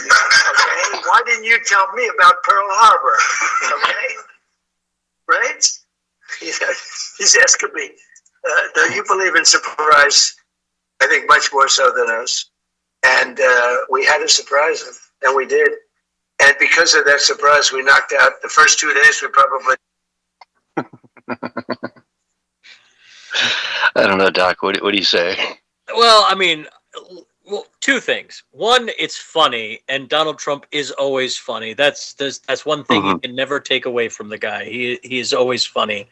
Although I wonder how much, because again, people take Trump differently.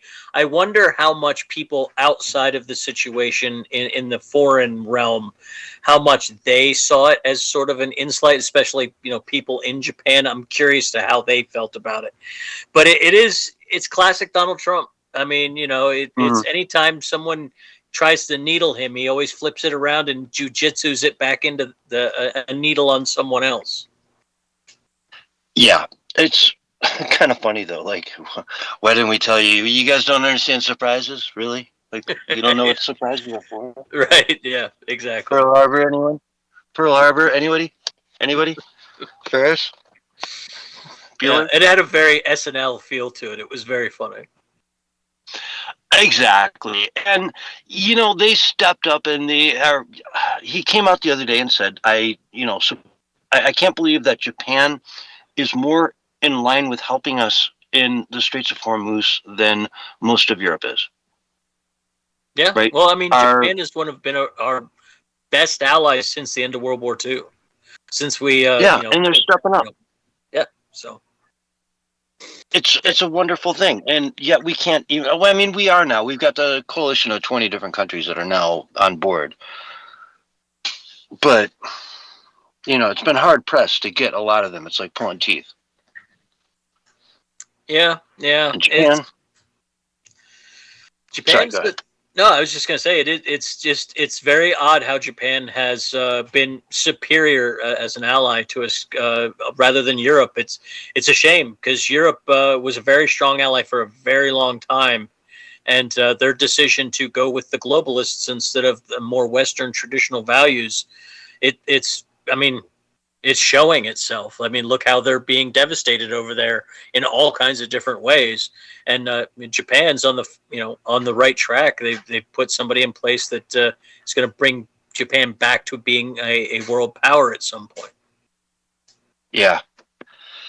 And, more power to them. I love them. It's what a great country. I mean, they've got it dialed in. They've really got a beautiful society there where it's safe as can be. It's really wonderful. They've got trains rolling through the countryside at, 300 miles an hour, shrinking the size of the country in essence, right? So you can go to the other coast, you can go up into the mountain, whatever you want to do. It's not like crazy to get there because you got rocket trains that get you there in no time, on time. It just runs like clockwork. They've really done a beautiful job keeping their country, Japan, for their culture, for their people. They've dialed it in. Why would you want to give that up?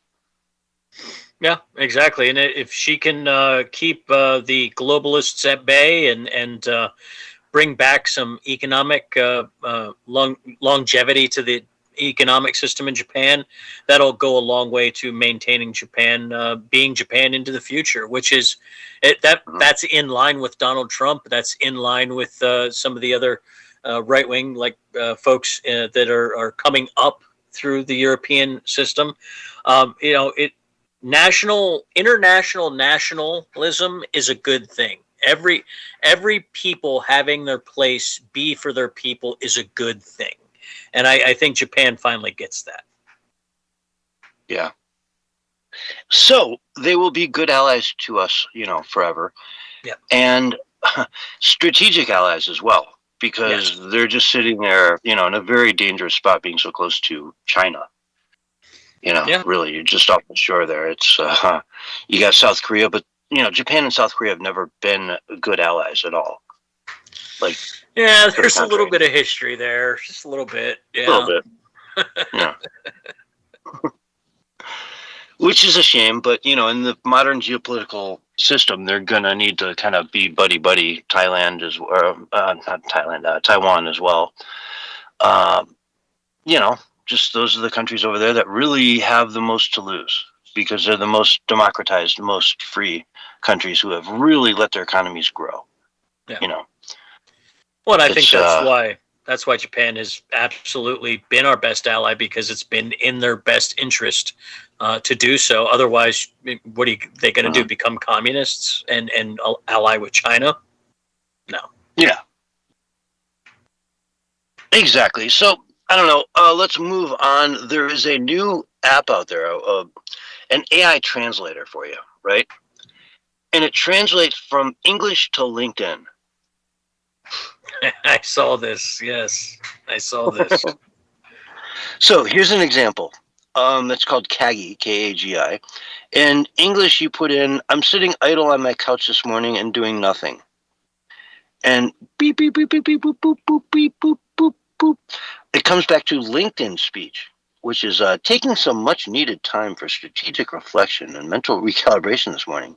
Sometimes the most productive thing you can do is embrace the power of stillness to recharge your creative batteries. How do you prioritize mindfulness in your busy schedule? Let's connect, and share insights. Hashtag mental health, hashtag productivity, hashtag self-care, mindfulness, hashtag leadership, recharge. If there is ever one social media site that I am absolutely okay with every government on the planet banning, it is LinkedIn. I'm okay with that one. Yeah. Oh God, there's one in here as well about like a dude who lost a 14-way parlay for 10 grand. Yeah. It's like, yeah. Where's the one? I'm excited to share a major learning opportunity I recently announced in a high-stakes world of probability and risk management. After a $10,000 strategic investment in 14-tier diversified portfolio didn't yield the expected ROI, I've been learning into some intense stakeholder realignment at home. Leaning into. Yeah, it's you just lost a 14-leg parlay at the track. And yeah, strategic opportunity to really, discuss ROI returns with my corporate backing. That'd be useful for doing resumes. Like I was the greeter at Walmart. Yeah, yeah, that would be single-handedly managed to yada yada yada all for 15,000 people per day. Yeah, exactly. Responsible for customer initiation. Yeah, it's the wild things that people are doing with AI these days. The wild things. Yep, absolutely. So let's see. In this segment, by the way, of the show, typically the last part of Sunday night, I'm always scrambling right now to get in so many different articles. The Riverside County Sheriff and California gubernatorial candidate Chad Bianco. This is a dude who's running in second behind Hilton. Right, so Chad Bianco and Steve Hilton, 16%. Katie Porter, 13%. Katie Porter's a nightmare. Have you seen her? Yeah, she's scary. She was the one who was screaming bloody murder at her assistant for walking through the background of a set. Yep, on a Zoom call, yeah. Like way back there, too. Like she wasn't, a deranged lady. And then Eric Swalwell, 13%. Eric Swalwell. Tom Steyer at 10. And it's like the thing is like two Republicans on top and then just a sea of blue all the way down. 17, 16, 13, 13, 10, 10, 5, 4, But they have what they call a jungle primary in California. So the top two people go forward no matter what party they're in. And as of right now, the two top people, interactive polls, 2022 at, X, Steve Hilton and Chad Bianco are the two guys that are going to be running for governor of California. It'll be one of these two. Now, this guy, just recently, Bianco, seized 650,000 ballots from last November's election as a part of an investigation into potential discrepancies in the county's vote count. What they're going to do is go through them and count them all by hand. They're going to have a team and another team, and they're going to count them once, count them twice, count them 3 times, and make sure it all tallies up. If it doesn't, count them again until it all tallies up, and then, boom, you've got an accurate representation of what happened. The numbers and the results were potentially inflated by about 45,000 votes in the last election, and they just want to know what's going on. I salute this. If we can go back and do hand count audits of these votes afterwards, I salute it. These voting machines are trusted by no one, and let's go. Let's see what happens. Now, Doc, do you think, what are the odds that, they're going to find that, no, it wasn't 45,000, it was 250,000 votes or some stupid number. Like, you got to be kidding me. This is just all fraud. I would put the probability in the high 60s, maybe 65, 70%, a chance that they're going to find more than they're looking for. I'm certain of it. Yeah, that they're going to find, in other words, tangible evidence that shenanigans are going on with the voting machines. Right? Yeah. We shove all these votes in the voting machines, they kick out these numbers, and guess what? We just did the hand count to verify the voting machines, and it doesn't add up. It's not there. We know from a couple precincts that they had over 120% of their registered voter count, and nobody ever audited any of those regions. Like, there is so much. There was just a court case here in Oregon. It was a local election, but it's the same thing. They didn't want to have a recount, and the guy sued, and now it's going to the state court. So yeah, I'm all for it. Let's go. Let's make sure that our election system is actually clean. I don't care what it takes. Let's clean it up.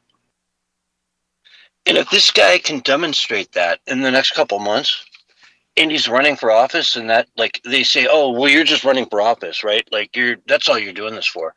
No. He's doing this to demonstrate that he has a reason to be in office. Yep. That he can go out and root this kind of stuff out and air it publicly. The dirty laundry, hang it out there. Yep. And actually be somebody who can maybe run the country, the state. But I don't know, man.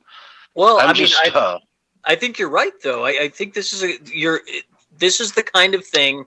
One of the top 5 things was accountability in the electorate. When they polled the top 5 things that the electorate wants out of a candidate, number 4 was accountability. And this is accountability. People want this. People want to know that the no matter who's in charge, that they got there because that's who the people voted for, not because of some special interest or some cheating scheme. They want to know that their elections actually mean something. Yep. And they're fighting the SAVE Act like crazy. What's it going to require? Voter ID, right? In Connecticut, from Fox News reports, right? Quote, Connecticut Dems demand IDs to recycle cans, but reject GOP efforts to verify citizenship at polls. Recycle cans, right? Absurd. You have to have an ID. The Democrats there are demanding you have an ID to recycle cans. Now, granted, it's 1,000 cans, so $100 worth of them. They want an ID. So, okay, fair enough, but you need an ID to vote. I'm sorry, to go to the bank, you need an ID to buy liquor, cigarettes, drive a car. You need ID to do anything. And yet you can't require that to vote. It's ridiculous. To recycle now, you need ID. Yeah. I mean, you know why that is. There's only one reason you do something like that. There's only one reason you carve out voting. It's because you want to cheat. It's the only reason. Mm-hmm. Oh, man. Makes you go crazy, doesn't it? Well, it does. Yeah, it does. It does, but at least they're so brazen, though. Crazy enough, though, that putting people into action. That's a good thing. Yeah, they're so brazen, though, that they would say, hey, man, we got a problem because, again, Connecticut's this tiny little state surrounded by, all these other states that may not have any recycling, on their cans.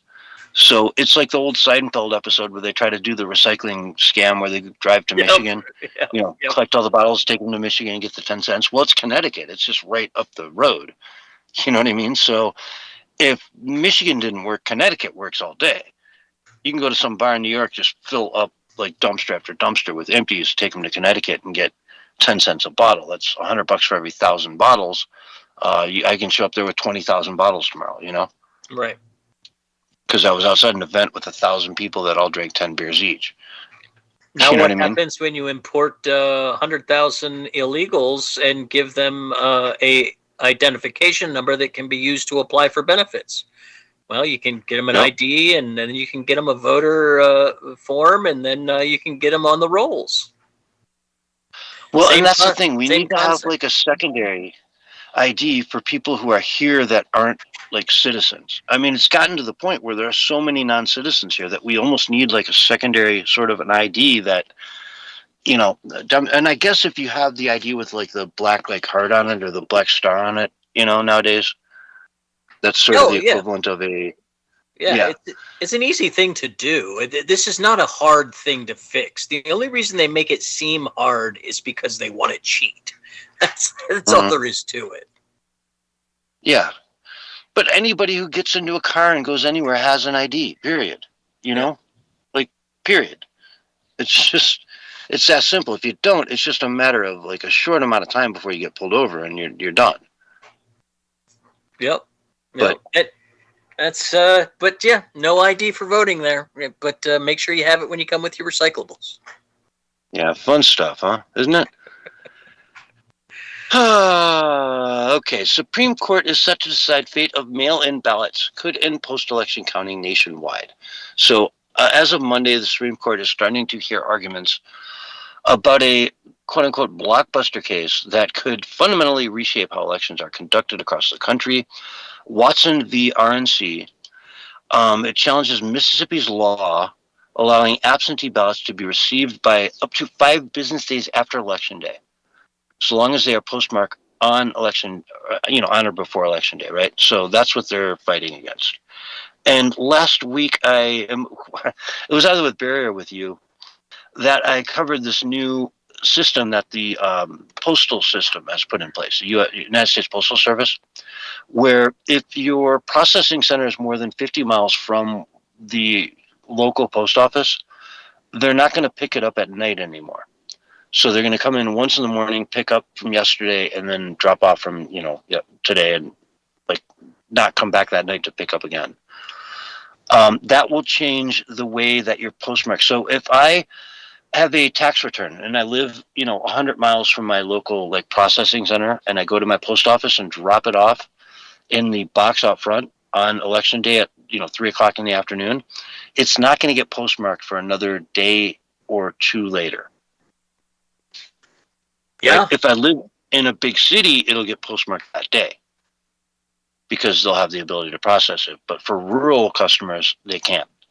So put these two things together. Now, you need the 5 days. Plus, if they say this does pass, then half the country now, the MAGA part of the country, is not even going to count. If you drop in your ballot on Election Day, it won't count. Right. Because they won't postmark it for the next 2 days. So I don't know, man. Big Supreme Court case. Doc, where do you see this going? I think it's actually a good thing, though. Hear me out, because there are places like Oregon and Washington State that have mail-in ballots that can be counted up to 30 days after they receive them. And so the reality is if they make that part of it, they get rid of that. It has to be counted on the day of the election. If it isn't received on that day, it's not a vote.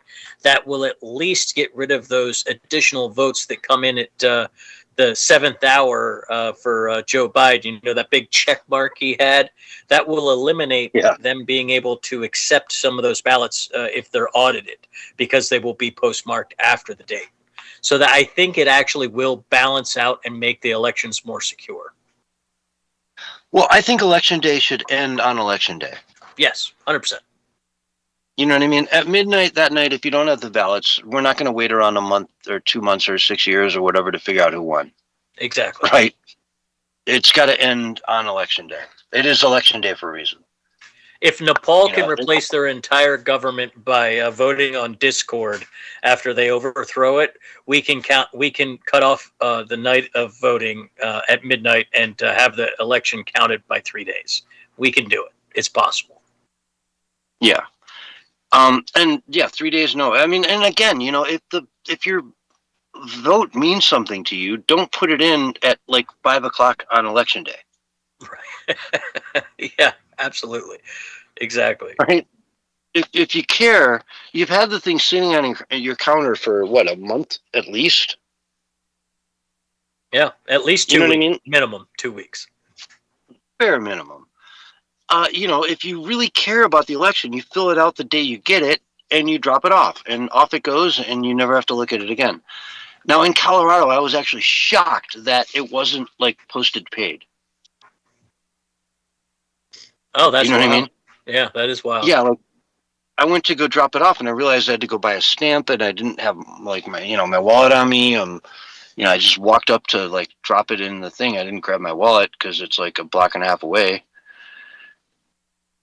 And they're like, oh, well, you can walk up to the courthouse and drop it off there. So that's what I did. But I'm of the opinion we should probably make voting a little bit harder than we do. I think it should be the day of. I'm fine with making the day of a holiday, but I think we should absolutely make it a little bit harder to vote and a little more secure. And I think that would go a long way to giving people confidence that their vote actually matters and makes a difference. Yeah. In person, I want to see the fingerprint, on each ballot. You put your fingerprint there, and you leave with a little ink mark that takes a day or two to go away. There you go. They do that all over the world. It's very, very, very common, and I have no problem doing that in America because we have messed up and abused our system, and now we need to go back to the basics like India does. Exactly. Right? If India can do it with 1.6 billion people, we can do it in America with a fraction of that. Am I wrong? Not at all. Thank you. Oh God, you want to go to? All right, in the last minute or so we have left, I'm going to cover this. Why not? In Gaza, there has been an uptick in child marriages. Hate to say it, it dropped down from a high of 25% in 2009 to 11% in 2022. Child marriages. Now it's back up. 71% of residents in Gaza reported increased pressure to marry girls under 18. In short monitoring period alone, more than 400 marriage licenses were issued for girls between 14 and 16 in emergency courts, but those figures are likely unreported. Wow. And I'm reading from what New York Times, I want to say. Or no, it's a UN report. UN report. So that's a UN report. Rates have fallen from 25% child marriage under 18 in 2009 to 11% in 2022. Now they're rising again. I'll leave it at that. I don't even have any commentary for that. Such is the Islam, right? That's the way it is. Well, gays for Palestine. This is, but the mobs, the minor attracted people are all about this. But folks, we're kind of running out of time here. Let's end it on this minute mark. This is the Censorship Sucks Roundtable Radio Show. Thank you so much for listening, and we love each and every one of you, and just can't wait to see you again next week. Have a great night, and we'll see y'all on Wednesday. All right, and we're going to get cut off any minute now. Because all right, we're at 59. I got appointments in the morning, so... all right, have a good one, guys. All right, Thanks I'll for catch the you production, guys Mike. later on. Peace. All right. Take care. And let me get this up and out like I normally do. Thanks, everybody, for tuning in. Uh-oh. David, I'm going to lose the room. All right. We're not going to do an after show tonight, but I'll catch up with you in a little bit, okay?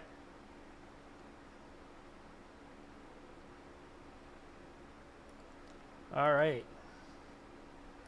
That was the Censorship Sucks Roundtable Radio Show for tonight. And let me go and... There we go. I'm going to find someone to host out to real quick. And let's see who we got.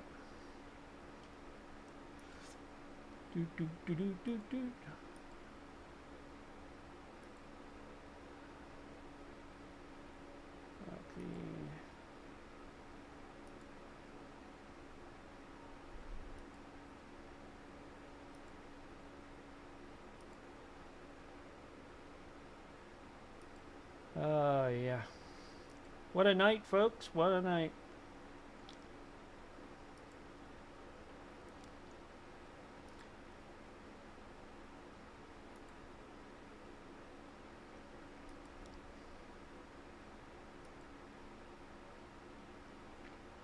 Let me help Kermie out. Looks like he's doing some cool stuff over there. Let's head over to Kermie. All right. So everybody, love you. I'll be back later on with music.